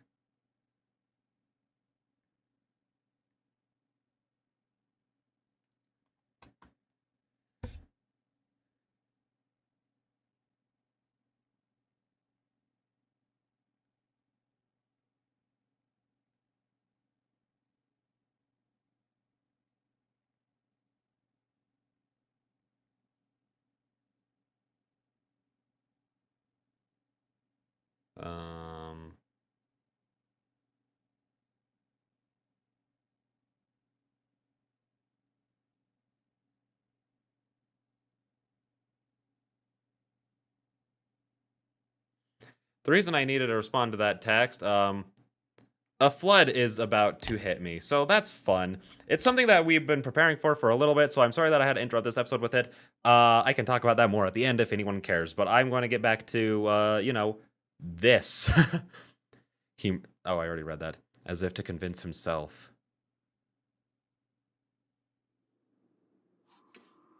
I pull out the sword. The projected weapon disperses as soon as it touches outside air. The tension floods out of me, and I finally take notice of my condition. It's terrible. The slashed wounds are healing, but lots of places are turning dark red. Archer said something about Saber's sheath, but what's that power putting priority on? It heals the torn flesh at once, but it seems to be putting off the broken bones until later. Then, I hear loud footsteps from the west side of the hallway that Lancer disappeared into. Someone's coming. She appears in the terrace and jumps down without hesitation. And she moans in pain at her landing. And I think it's a little bit of a weird spot to end. I probably should have ended it at he murmurs while looking off into the distance. But I'm going to end that there for obvious reasons. Yeah, there's a flood that's going to be hitting. We did some preparations for it. Like, we have sandbags set up all around the house in places that the water could get into. But, yeah, there's still some things that, I just need to go just double check before the flood actually hits me, which is apparently right about to happen. So, yeah. Also, I mean, that's just a good spot to end the episode anyways. So, with that being said, I'll see you guys in the next one. Bye-bye.